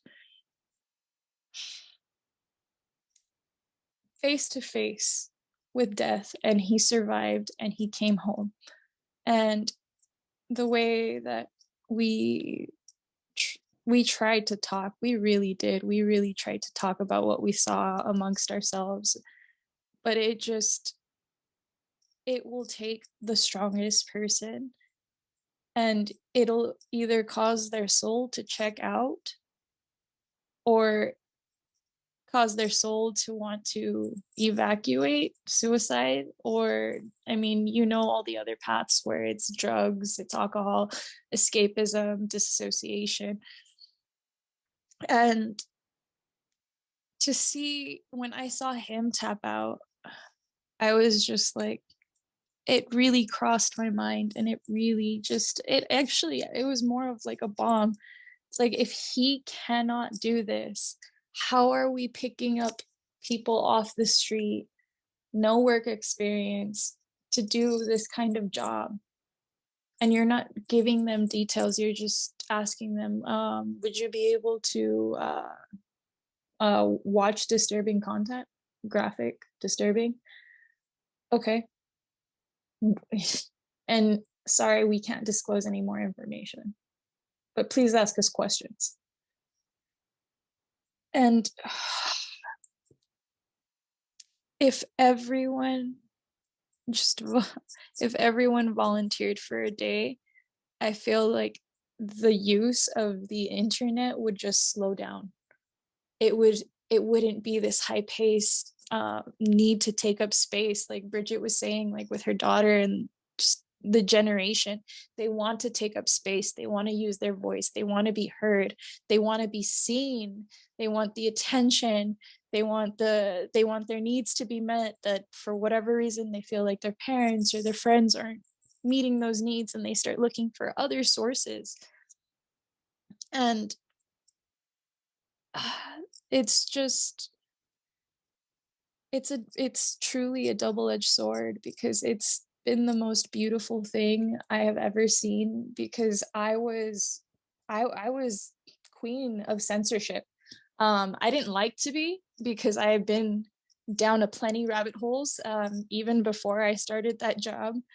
But just witnessing the censorship firsthand, but knowing the reality that was on, like, boots on ground, that everyone here was actually facing on a day-to-day basis, like completely different.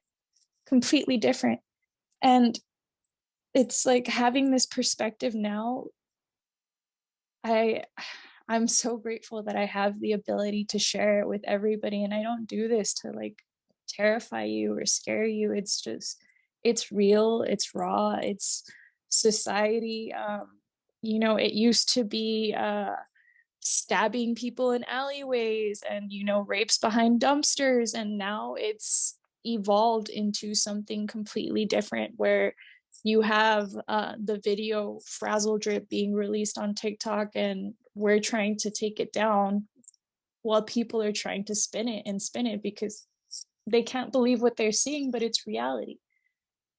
And you also have a bunch of people getting paid to tell you that it's not reality. It's like, society is it's like a field, a war field, like a minefield. Like, it's so easy. We all say that we're in this together and we have each other's back and we're American and we're so happy and we're so proud, but we're splintered into so many groups, and we, instead of pivoting and like becoming this beautiful coalition, we're pivoting into each other, attacking each other, discrediting each other, pulling each other's feet. When if we all just stopped in solidarity, took a moment to take a breath and say, hey, can we all agree? I don't think TikTok should be able to indefinitely keep data that's been deleted off the app, or that I chose to delete. Once I delete it, it should be gone. It should not be this whole power struggle where we're having to discover these things firsthand, because it takes somebody going through enough trauma and finding the right person who's willing to listen, who has the heart open and the mind ready to receive what I have to share. Because if it weren't for Catie, if it weren't for Alex, if it weren't for Lena, if it weren't for Alex at Forbes, like, I wouldn't be able to get this out to so many people. Your children are our future. I remember thinking that's the corniest thing, and I remember just being preached at my entire childhood. And now 28, having been 16 on MySpace, messaging 40-year-old men, almost contemplating having sex with them, which is completely illegal. God, you know, the universe was looking out for me. And if Mom, Dad, I'm so sorry if you're listening to this. I love you. You did the best that you could, okay? But it's absolutely astronomical if you put 2 and 2 together and you saw, hey, children will be our future generation. That kid that you told to fuck off or you honked your horn at may be driving a car 20 years from now, and you may be on a wheelchair, and you may be crossing that sidewalk. So we have to meet in the middle. We have to meet in the middle, because everything that I saw as a moderator, to me, it was like a direct correlation to how corrupt everything has become. So just like trends on TikTok, the way that trends worked, we could literally see them happening in a minute to hour breakdown, where literally the entire internet is moving a specific way. So if we can get 100 million Americans, kids, teens, to do one dance in less than 2 hours simultaneously, because it's a trend and it caught fire, imagine what we could do with education, with awareness. And now, instead of all these predators online looking for your child who's seeking attention because you're so busy just surviving a fucking rat race, that they're seeking attention and validation from somebody because you're probably not available, and that's okay. It's not your fault. What's not okay is that these people have grown, these monsters have grown in numbers. They've gotten way too comfortable, and TikTok has shown us that. Catie has shown us that. Luckily, a lot of those older generation predators don't know how to navigate TikTok, and they don't know how to shut off their liked videos, so they expose themselves. And they don't know that we know how to find them on people finder apps. And reverse search. They don't know that they don't know. They don't know the things that we know, and I'm not going to tell you the things that they don't know, because they don't need to know that. I'm just telling you, they don't know what we know, because I find them on people finder apps all the time, even behind their hidden little profiles. You little fucks. That's right. Keep going, bestie. Thank you. No, but it's really true. And I'm sorry. I don't want to break this to you. I really don't want to break this to everyone, because it broke my heart. It broke my heart. It fucking destroyed me, because I realized that once I walked down this path, there were going to be relationships and people that I was going to have to let go of, and just no hesitation, never look back, and just burn that bridge. And the thing is, what that thing is that anyone can be a predator. They can look like me, or they can look like that 60-year-old Chester who lives 10 feet outside of the freaking kid's neighborhood park, and you know he's testing the city limits and the boundaries and the sex offender registry. Like, it's terrifying.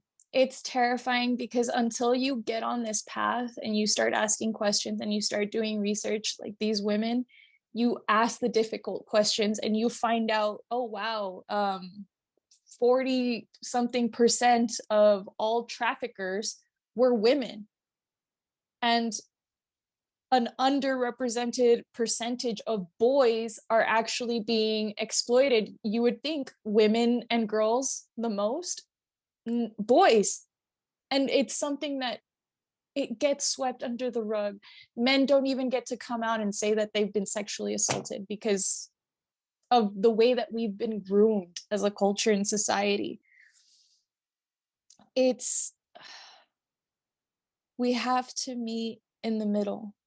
Obviously, we don't want to overexpose our kids to everything and tell them everything, but we also know that if we try to protect them from everything, as soon as we turn around or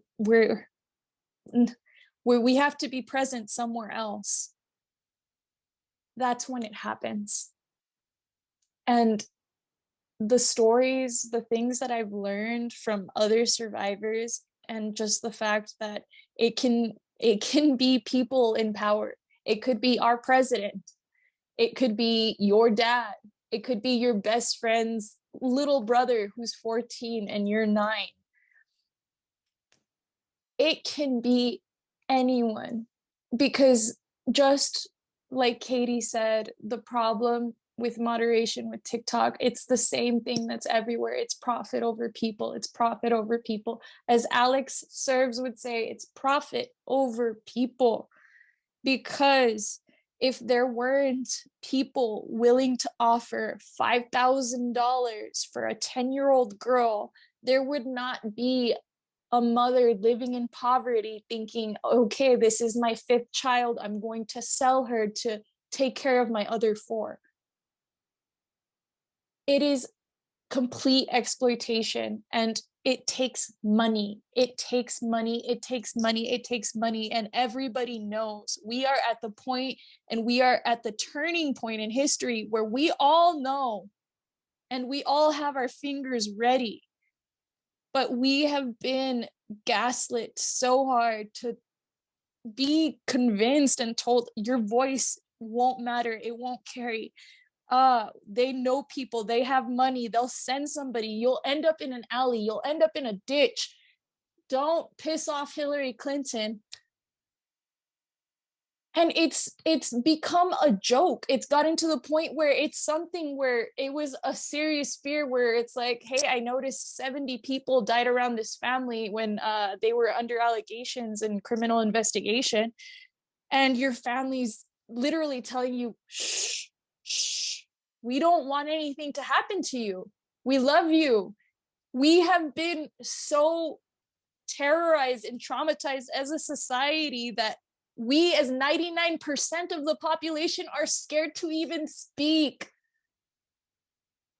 And I think the worst part about it is the fact that when we do get the opportunity to speak, or we get the courage, we get the confidence, or we finally go with the gut feeling and we turn on the record button, our own people have been just programmed and conditioned to work against us, to poke holes in our story, in our argument. So when I say, hey, I was sexually assaulted twice when I was 16, literally months apart, by different people, multiple people who didn't even know each other, I have someone on TikTok come to me and say, in the same span in a few months, you must have been asking for it. Something's missing in the story. And it's heartbreaking. It's heartbreaking because everybody is so caught up just trying to live and survive, and we're masking and we're throwing up this facade that, I mean, ever since I took that job, I only did it for a year. I have not had control of my emotions. I can't cry when I want to, but I see a video on Facebook of a cat that was thrown and it has no legs, and I'm literally crying like that was my baby and I need to. But suddenly my family member passes away, avoidable circumstances, just horrible timing, and nothing. Like, I can't.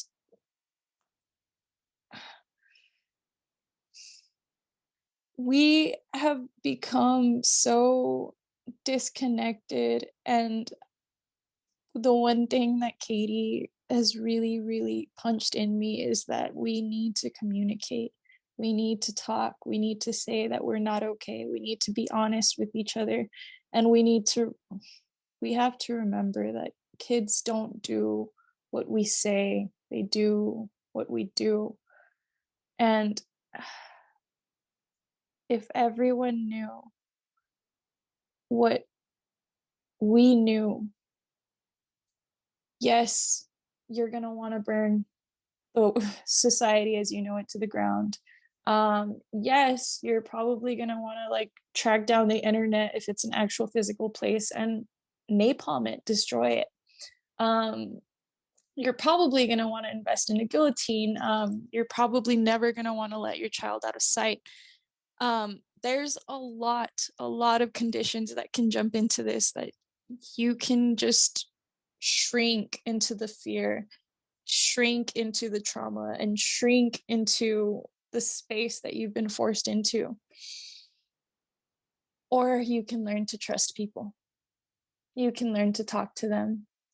You can learn to express yourself and have faith that the right people are going to find you. So even if you don't express emotion properly, or you're not bawling your eyes out when 7 billion people would deem it appropriate, that you can still come forward. Your voice matters, and it doesn't matter if you're getting bullied at school or you just want to spend more time with your mom, you want more attention. It's just communication. Everything can be solved with communication.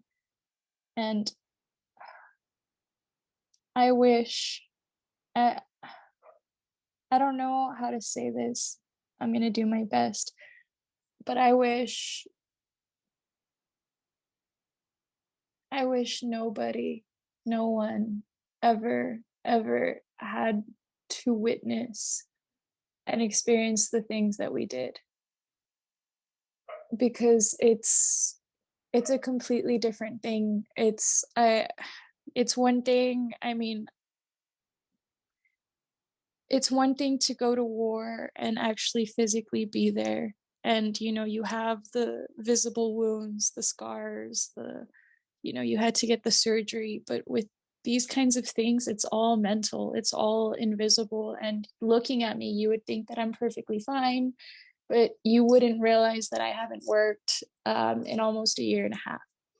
I am way in debt. I am very lucky and fortunate to have a husband who's been supporting me. I have moments in time where I close my eyes and I see everything and anything. And there are times where I don't close my eyes and I still see everything and anything. And it can be a conversation with my mom.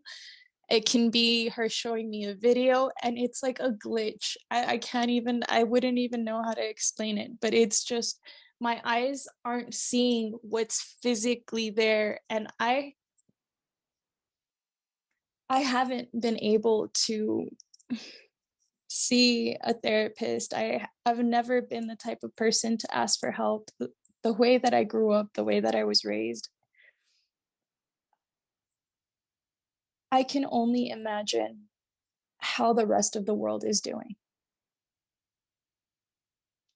Because I'm over here thinking that in my 1 year, I saw over 1 million videos. I saw countless suicides, countless murders, mutilations, assaults, just all these things.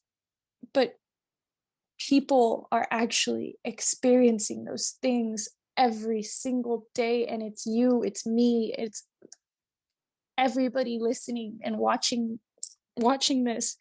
Why don't we talk about it? Why don't we talk about it? Why when did we get so scared to be uncomfortable?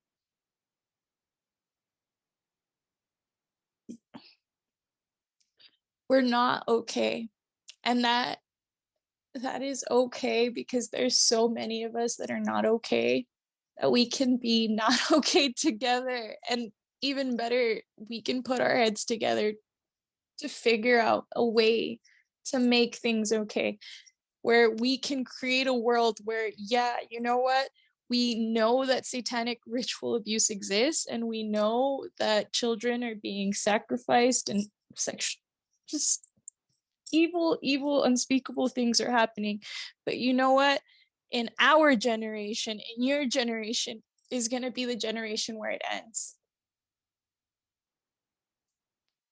We can be the end, but you can't end something that you're not willing to talk about. And what this year has shown me is that just every second, every minute, just through TikTok alone, we are getting louder, we're getting bolder, we're getting more confident, we're sharing our truth, we're calling out our abusers, we're saying things how it is, and our reality is literally shifting, falling apart, and colliding. And we all, if we all just took a little bit more love, more patience, and intention, we would be living in a utopia within the span of a week. Like, everyone, it's really perspective. It's really perspective. You think that I'm a piece of shit moderator because I took down your video twerking and you were just wearing what do you call those shirts that show your stomach? Crop tops. And over here, I'm bawling my eyes out, but also trying to hold myself together, because I know that if I step away from my computer too long, my job will be called into question, and I won't be able to pay my bills, and I won't be able to feed my dogs.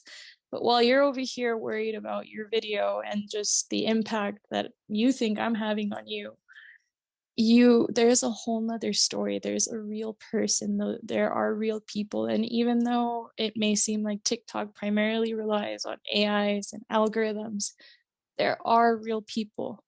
And just like Disney may have some corrupt roots, and it may be riddled with predators and pedophiles, and that may be the same case with TikTok.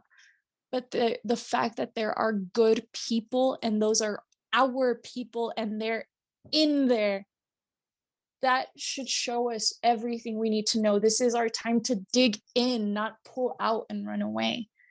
And I have so much to say, and I have so much to share, and it's been so much of we don't want to talk about that. Nobody wants to talk about that. Nobody wants to know about that. Why can't you just be happy? Why can't you just be like everyone else? Why can't you? Why can't you? Why can't you? And for that entire year, I just asked everyone, why don't you care? Why don't you care? What happened to you? What happened to you? What happened to you? Why did you stop caring? When did this happen? How did we get here? Clearly no one is steering the ship, but also, when did someone completely stop steering the ship? And we've hit 10 icebergs, half of us have drowned. What are we doing here? And that's why we're here. I'm sorry if that turned into a little bit of a rambling, but I've just never had an opportunity to really have a safe space to speak everything, to not have the conversation directed or toned down, or just, there were no limits. I got to share with you all. And if you guys have any questions, like, please. I have so much information. It's hard to just decide what is the most important and put it in order because my OCD gets me. So I would really appreciate if you guys would take it back. And I want to say thank you so much for the rawness of that and being real and standing in your truth, even when there's so much fear and we never know what we're up against. And so many people try to silence it, the censorship. We know what we've all been faced with. And so I want you to get used to and normalize not saying sorry, especially with us, because you shouldn't have to say sorry and you shouldn't have to sugarcoat anything. This shouldn't even be a topic, a trending topic that we should even have to worry about. And I have to start having these conversations with our children so young. And so many people who are sitting here saying, this is a lot to take in. We know that. Do you think that we want to sit here and be the ones to tell you? No, but nobody else will. So we have the courage to share these stories. We aren't going to sugarcoat it. Are we going to trigger you? Absolutely. But if that means you're uncomfortable, so be it. Feel it. If you're triggered, you care.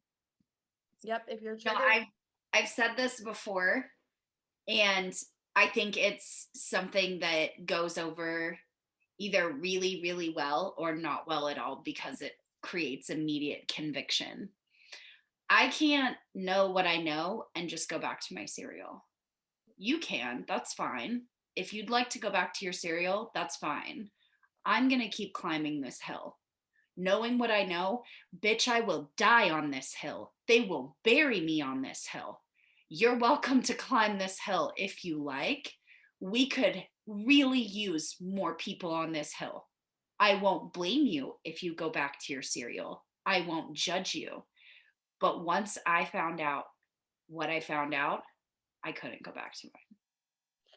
And too, with that is like so many people who think this is just happening online and so caught up on Epstein and the Clintons and the elite and celebrities. Yes, we know it's all connected and it's all involved. If you're not ready to fight that battle, we're not asking that. Your local law enforcement. If you're not ready to have the conversation that human trafficking, sexual exploitation, child sexual exploitation and abuse material, that it's literally happening in your backyard, on your street, with your local law enforcement, in your schools, with CPS, with DCS, in your living rooms, with close family members, happening inside of your government. If you're not ready to have the conversations that it's on both sides of the fucking aisle, you're not ready to do this work. So if you had a moment where you said, oh, I'll leave my cereal and climb this hill with you, but you heard me say that and you're like, no, it's just the Democrats, or no, it's just the Republicans, or no, it's just happening from one border to the other. It's just like, it doesn't actually happen here. We are one of the highest purchasers of human bodies and sellers of human importers bodies and exporters in the entire fucking world. Mm-hmm. We are one of the highest purchasers and sellers of human people. If you're not ready to understand that as truth, that it happens in your backyard, to your children's school, to the very organizations that are created systematically to protect your children, and your mind immediately goes to, oh, that's a conspiracy theory, you're not ready for this work, because you cannot help us dismantle the very systems that continue to protect and perpetuate it. We're doing work from the inside. We could really use your fucking help. And if I could say one thing, if you don't believe something, if you don't believe something to be true, just because that is your personal belief does not make it false. Yeah. So before you go and you jump on a survivor and say 800,000 kids don't go missing a year, that's conspiracy theories. I want you I want you to remember what created the infrastructure to this country. Who, what races, what nationalities, what people were exterminated. And I also want to remind you that before you think it's some kind of conspiracy theory that our country is the primary exporter and importer of children, I want to remind you that colonial America, the birth of our country, involved men 30, 40 marrying 9, 10, 11, 12-year-old girls.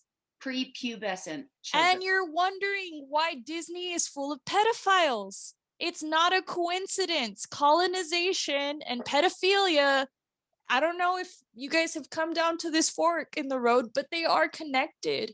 And if you aren't looking in every system that our country has created for pedophilia, it's going to come back. It's like a weed. It's going to grow out and it's going to fester and spread.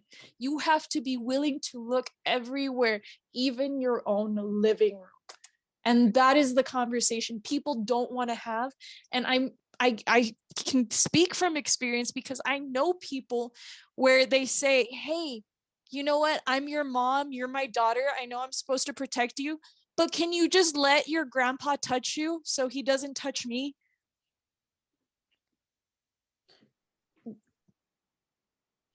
And it's not just happening on TikTok. There's also, do your research. There's also other moderators who have settled and filed lawsuits. I'm in the process of interviewing 3 previous moderators for Facebook who want to come forward and create a Forbes article just like what we did for TikTok. And then I have someone in Twitter who's rolling over. It's happening out. We're flipping fucking tables. And Twitter's the worst because they allow pornographic content on their platform of minors. For any viewers listening, watching, just an FYI, Facebook 2019, the Security Exchange Commission, SEC, found Facebook and Instagram responsible for 94% of reported child sex abuse material. 94% of all CSAM reported on the internet in 2019 was from Facebook. Please continue, Catie. I pass the mic. No, you're totally fine. Put it to perspective. It's like, I think this segment of the conversation makes me extremely frustrated. If you're hearing this conversation and you're like, we're on board, we get it, we know that this is an issue, like we're ready to run, point us to the tools and the resources, and we're going to scream it from the mountaintop with you. What makes me frustrated is that we have to even speak to a demographic of people who don't believe that human trafficking exists, is actually happening. And when I say I'm frustrated, it's because I have literally held the hands of survivors who have been pulled from beds. I have heard their stories. I work alongside people who are extraction teams who pull women from beds, children who are being trafficked by their auntie to pay the fucking water bill, who don't know how to properly process inside of society, and they are a walking red flag. So when people say trafficking's not real, it's a conspiracy theory. These are what a level of ignorance it must be extraordinary to live inside of. I wish I could live in that level of cognitive dissonance. I do. Because I wouldn't have to do anything. I could walk around in this space where only my reality existed, nothing outside of it. I could just manufacture my own. And I don't mean to be so harsh, and I don't mean to be so forward with this, because if you are listening to this and you're like, what is this bitch going on about? We all know it's not real. I just implore you, because you could be the next person on this hill that we've really needed, and something just needs to unlock. Come to the Arizona border if you don't think it's real. There's literally babies that are being walked across the border 45 minutes from Becky and I in Arizona. Those babies are dead. They're literally cut open. Fentanyl is being trafficked through those babies, and they're being carried across by a mother who's already sold, and they're in the lines of human trafficking. So if you sit here and say this is uncomfortable, this is too hard to hear, No. we're not sorry.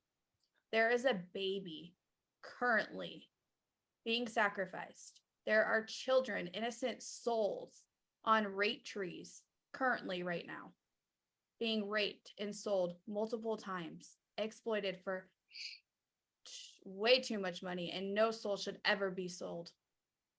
And you shouldn't be able to sit here and attack survivors or people coming forward, because there are people in these apps doing their job. There's just a lot of money and power behind it. So you might ask, what comes next then? How do we help? All four of you just said there's this crazy underground society that's pushing forward this horrible thing, the overground that's creating the issue and perpetuating it, and it's just happening all around us. So what you're telling me is that there's literally nothing I can do. It doesn't matter if I use my voice or climb this hill with you. We're all dying on it and nothing will ever happen. No, stop. That's not what we're saying. If there's this little thing in you that's starting to light, this little spark that's saying, this is really fucked up, I think It should stop. kind of want to try to do something about this and helping it stop. Like, where do I go? What do I do?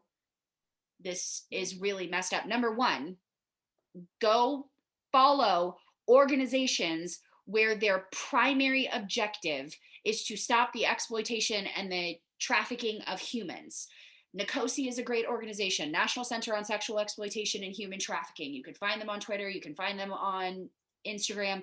You can find them on TikTok.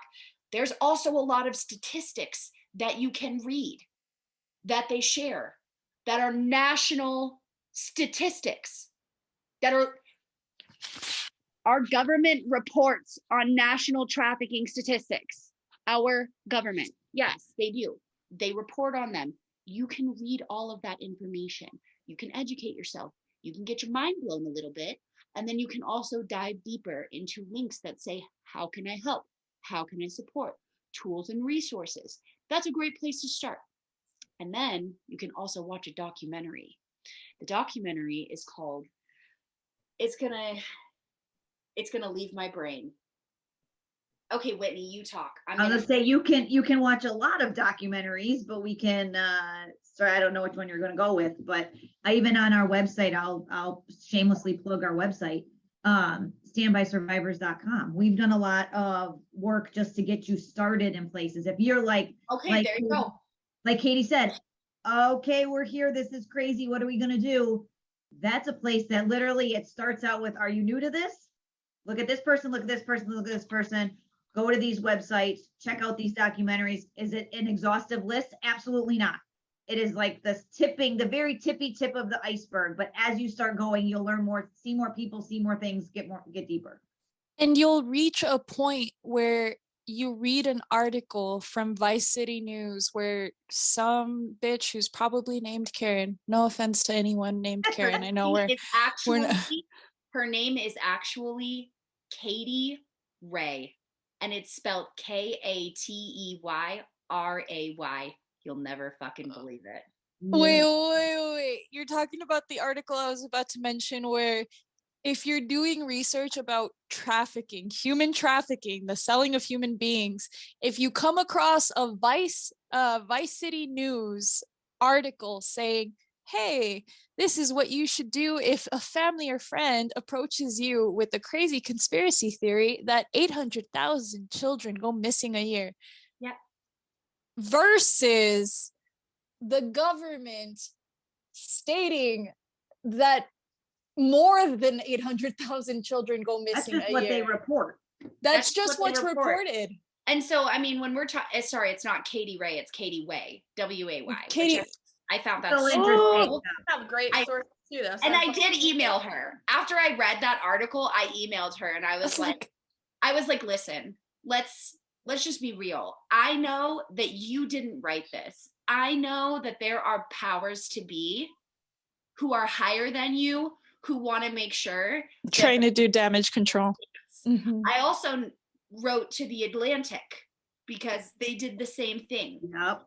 And then so did like large publications. There was like 7 of them who all got behind this little trend of trying to discredit the Save the Child movement and then trying to pin it to QAnon, which I didn't even know what QAnon was until I read this article that Catie Way wrote. I had to dive down some alt-right wing conspiracy theory, like actual alt-right wing conspiracy theory. Right past the Hillary Clinton and Podesta emails about hot dogs and pizza for $60,000. Those, yeah. Listen, well, I mean, those rabbit holes. I got into a bad space. I was like, this is uncharted territory, number one. Number two, this is not at all what we're talking about here. This is, right. We're trying to say, if you believe in human trafficking, then you are an alt-right conspiracy, like an alt-right wing conspiracy theorist, and you're unsafe to national security. I'm like, you're a domestic terrorist. Bitch, I'm not even right wing. Number two, I don't know why you would try and pin the two together to get people to stop talking about this, but it's not going to fucking work, bestie. We're not going to talk about that. It's a classic dog whistle. You blow the whistle and you get people going in the direction that you want to go. And it's absolutely insane that an article can go viral saying, hey, this is what you should do. This is how you should handle your family or friend who's coming with a crazy conspiracy theory, when that crazy conspiracy theory undermines victims and survivors who are coming out every single day, barely alive, their souls barely still intact, with the will to survive, to live, to even look at another human ever again. And it's just, whenever somebody tells you, oh, hey, you know what, you're alt-right, you're alt-left, oh, you're getting into QAnon, whenever anybody tries to severely change your direction, one, ask questions. Who is Catie Way? Who is Catie Way from Vice City News? Did she list any sources in her article where she's telling you how to deal with your crazy family and friends who are just trying to save the fucking world? Like, listen, I bet the audacity. Like, listen, bestie, I know you didn't write this. You were just told you had to write it, and I'm really sorry. I imagine there's a piece of you that died a little inside because there's got to be at least somewhere in there that, you know, every time you see a missing child flyer, it's probably related to human trafficking. True. So I'd love it if you'd email me back and just comment on how it felt publishing this piece of trash. Have a good day.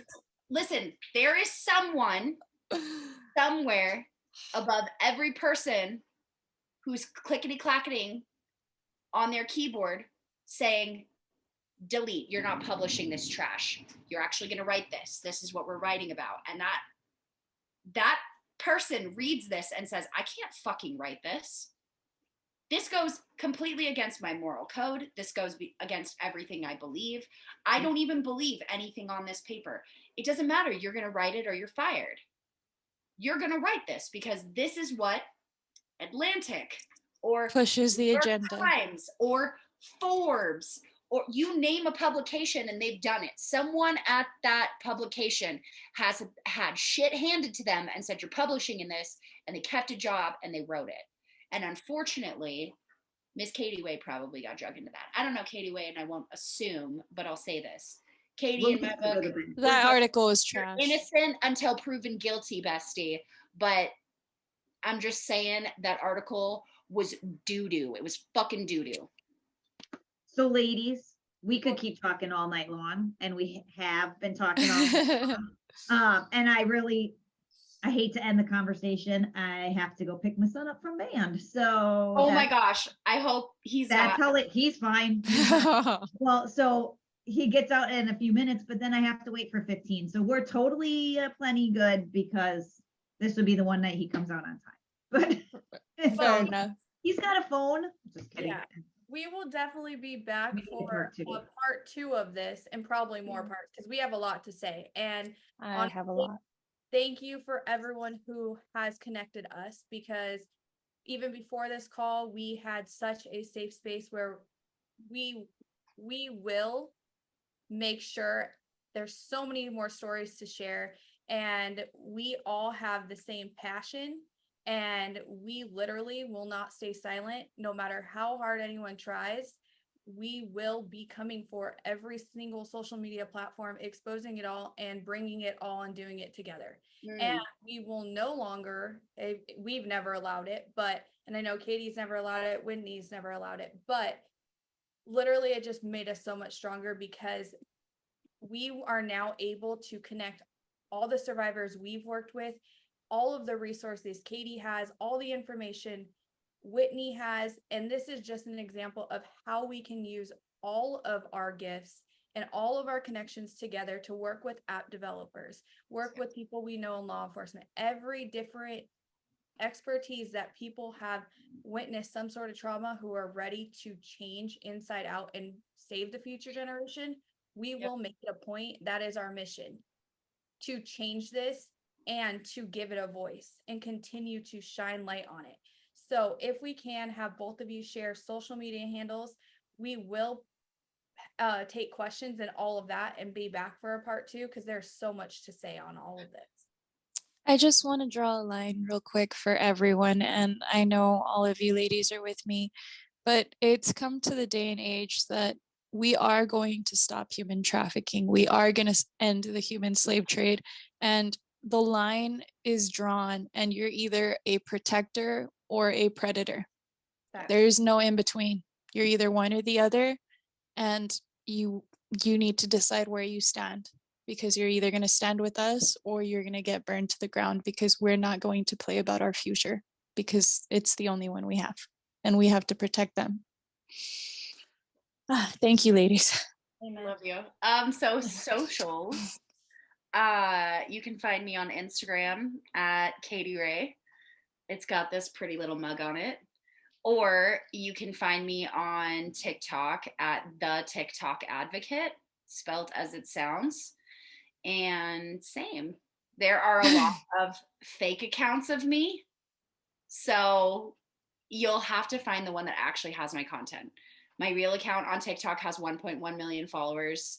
My account here on Instagram has like almost 7,000 followers. That's as of right now. While we're filming this, that could be different if you are watching this after this is filmed. So just know that those are the accounts you're going to want to be looking for, is my active accounts, not ones that people are pretending to be me. You know you're famous when you have like extra No, what's not great about this, because I have advocacy work that I do, is people pretend to be me and then try to charge people for my advice. Oh my God. I hate Really easy scam work that people can do because it's advocacy work. They're branding like, your name. Absolutely. If you need help, just Venmo me $50 and I'll give you advice on how to heal from your sexual abuse. 1, fuck you. 2, I'm so grateful for the survivors that have run into that, who've immediately reached out to me and they were like, hey, was this you today? And I was like, fuck no, dude. I will speak to you for free, number 1. Number 2, and I'm so sorry for everyone my DMs and I haven't responded, because there's thousands. So yeah. Okay, Whitney, tell them where they can find you. I had 2 things I had to say. One, having spent a year as a moderator from 2020 to 2021, I do have to say that I did have a first account under Aura Diosa, AURADIOSA. And at that time, I was still working with TikTok, and I was censoring the crap out of all of your videos. Everybody who was talking about either the Clintons, Pizzagate, or the pandemic, I was censoring the crap out of you. I also had a TikTok. I also got banned for telling you the truth about the censorship. So you can find my new account. It's still Ora Diosa. I just swapped the O for a 0 because the system can't deal with ones and O's when you switch it up. But yeah, thank you guys. I never thought I would be using my real name. I never thought I'd be featured on a Forbes article, like breaking this bombshell. But I do go by Whitney. I go by Ora. I'm taking something that this platform I didn't expect to go anywhere, and I'm winging it. And I thankfully have Catie to like follow as an example. Thank you, Catie. Thank you. Thank you for leading the way. I love you. Honestly, I'm just a person who's trying to come back from extraordinary trauma. I found a way for myself that works for me. And if other people want to take that same way, take what they love, leave the rest, that's great. And I get to meet some pretty fucking cool people along the way. Like this. Like the I characters. would never have known any of you had it not been for one day deciding to say, I had a really fucked up childhood, but I'm feeling okay now. If you know what that's like and you want to feel okay too, let's talk. And now here we are. It's amazing. And thank Communication. Yep. And even building that human connection again. So again, thank you both, and can't wait to share part 2 and blow your guys' minds some more, because we will be back with another podcast. In the meantime, we will also make sure to, in the show notes, drop both social media handles, where to educate yourselves because of censorship. And we constantly get episodes taken down on YouTube and all these platforms, highly censored on all social media platforms. We have a website, so that is not going anywhere. We will put both of their information, how to get in contact with them as well, on our website. That will stay there. We pay for that every month, and we will make sure to stay connected. And if you follow any of our pages at Save Our Children Podcast, you can find our individual pages, as well as their links will be in our bios, and it will be plastered everywhere, because again, we're not going to stay silent on this. So look forward to part 2. And just as a reflection, remember, change starts with awareness. When does it stop? When each and every single one of us have the courage to stop looking away and turning a blind eye to it. You don't get to look the other way on this issue. Human trafficking is a $150 billion industry. If it takes a woman 32 years to talk about a single rape, what do you think it happens to a 12-year-old that is sold 10 times a day? We have no future if we don't protect our children. Put down your smart devices and listen to the children, family, or friends. The world is hurting. It's time to be present. We have a duty to protect the innocent. And if we don't, that blood is on our hands. Everyone has a story. Together, we must rise for humanity and for the children. It starts with one person. It starts with you. When you say, am I a part of the problem? When you face that mirror and start holding people accountable, family, friends, whoever it may be, just remember to be present. You're not alone. Be bold, be you, be your own kind of beautiful. Stand tall, speak your truth. The world will adjust. They cannot take your voice. It's never too late to do what's right. For those listening and struggling with mental health, we want to hold a space for you.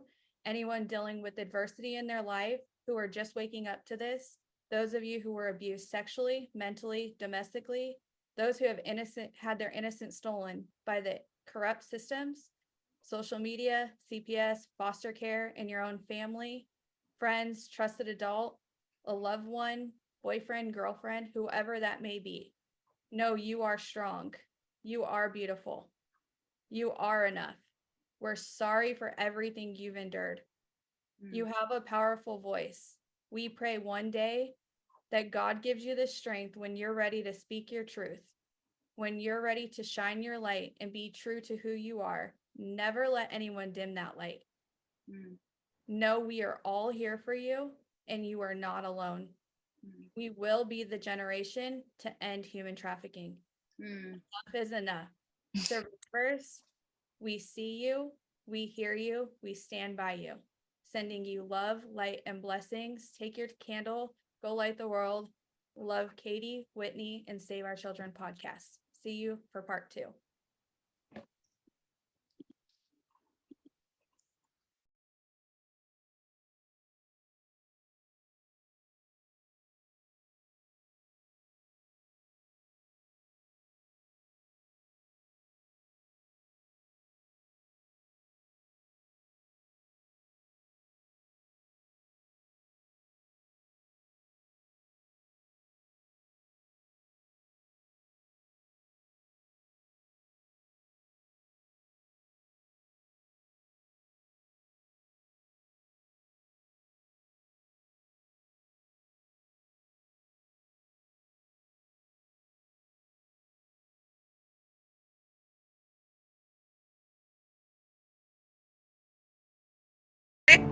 I'm looking at this shit like, what? Y'all, why the UN declares war on dangerous conspiracy theories, which is us, talking about the world is not secretly manipulated by global elite? Well, obviously, yes, the fuck it is. What y'all doing all this for? Y'all, this shit is for real. Y'all, this shit is for real. It's talking about the United Nations has declared war on conspiracy theorists, describing the rise of conspiracy thinking as worrying and dangerous, and providing the public with a toolkit to pre-bunk and debunk anybody who dares to suggest that world governments are anything but completely honest, upstanding, and transparent. Man, quit playing. I cannot make this shit up, y'all. It said the UN also warns that George Soros, the Rothschilds, and the state of Israel must not be linked to any alleged conspiracies. They have declared war on us, bro. And it says UNESCO has teamed up with Twitter, the European Commission, and the World Jewish Government to launch the campaign dubbed #ThinkBeforeSharing. Talking about this shit is serious. The UN declares war on dangerous conspiracy theories? Man, what the hell? And y'all ain't just declaring war, y'all been declaring war. We been getting attacked all kind of ways on these fucking social medias. And what the fuck is a conspiracy theorist anyway? And conspiracy theories is a word that y'all came up with. Some bullshit that y'all came up with so that when people tell the truth about shit and speak up, nobody won't believe them. Y'all hear that shit? Did I not tell you that the United Nations was already the New World Order? That the United Nations got together for the fucking Atlantic Charter in the 1930s to 1940s to pretty much take over the fucking world. And now they want to silence us. Now they want us to shut up. To keep the Rothschilds' name out of their mouth, George Soros out of their mouth, Israel out of their mouth. Like, damn. Y'all don't think this is making you look even more guilty? Like, how obvious can you be? This was released on August 3rd. And I cannot believe that they're really gonna come here and attack. Bro, we've been knowing that you wanted to make people look crazy all the time. You call people with schizophrenia crazy. People with schizophrenia just have they have no veil, okay? They just see shit that we cannot. People with autism are just more awake than we are. They're more sensitive to energies and can feel a lot more intuitive than we. Anyone that has been called crazy, anyone that's been called, oh, they have a developmental issue. No, they're fine. You're the problem. You're the problem for thinking that this plain status quo is what everyone should, and that anyone who thinks outside the box and actually uses their fucking brain is crazy. Wake the fuck up. They are lying to you. They're trying to keep you as a slave, and you better not fucking let this shit happen for another fucking 100 years. Because of the censorship, they don't want us to, but we gotta win.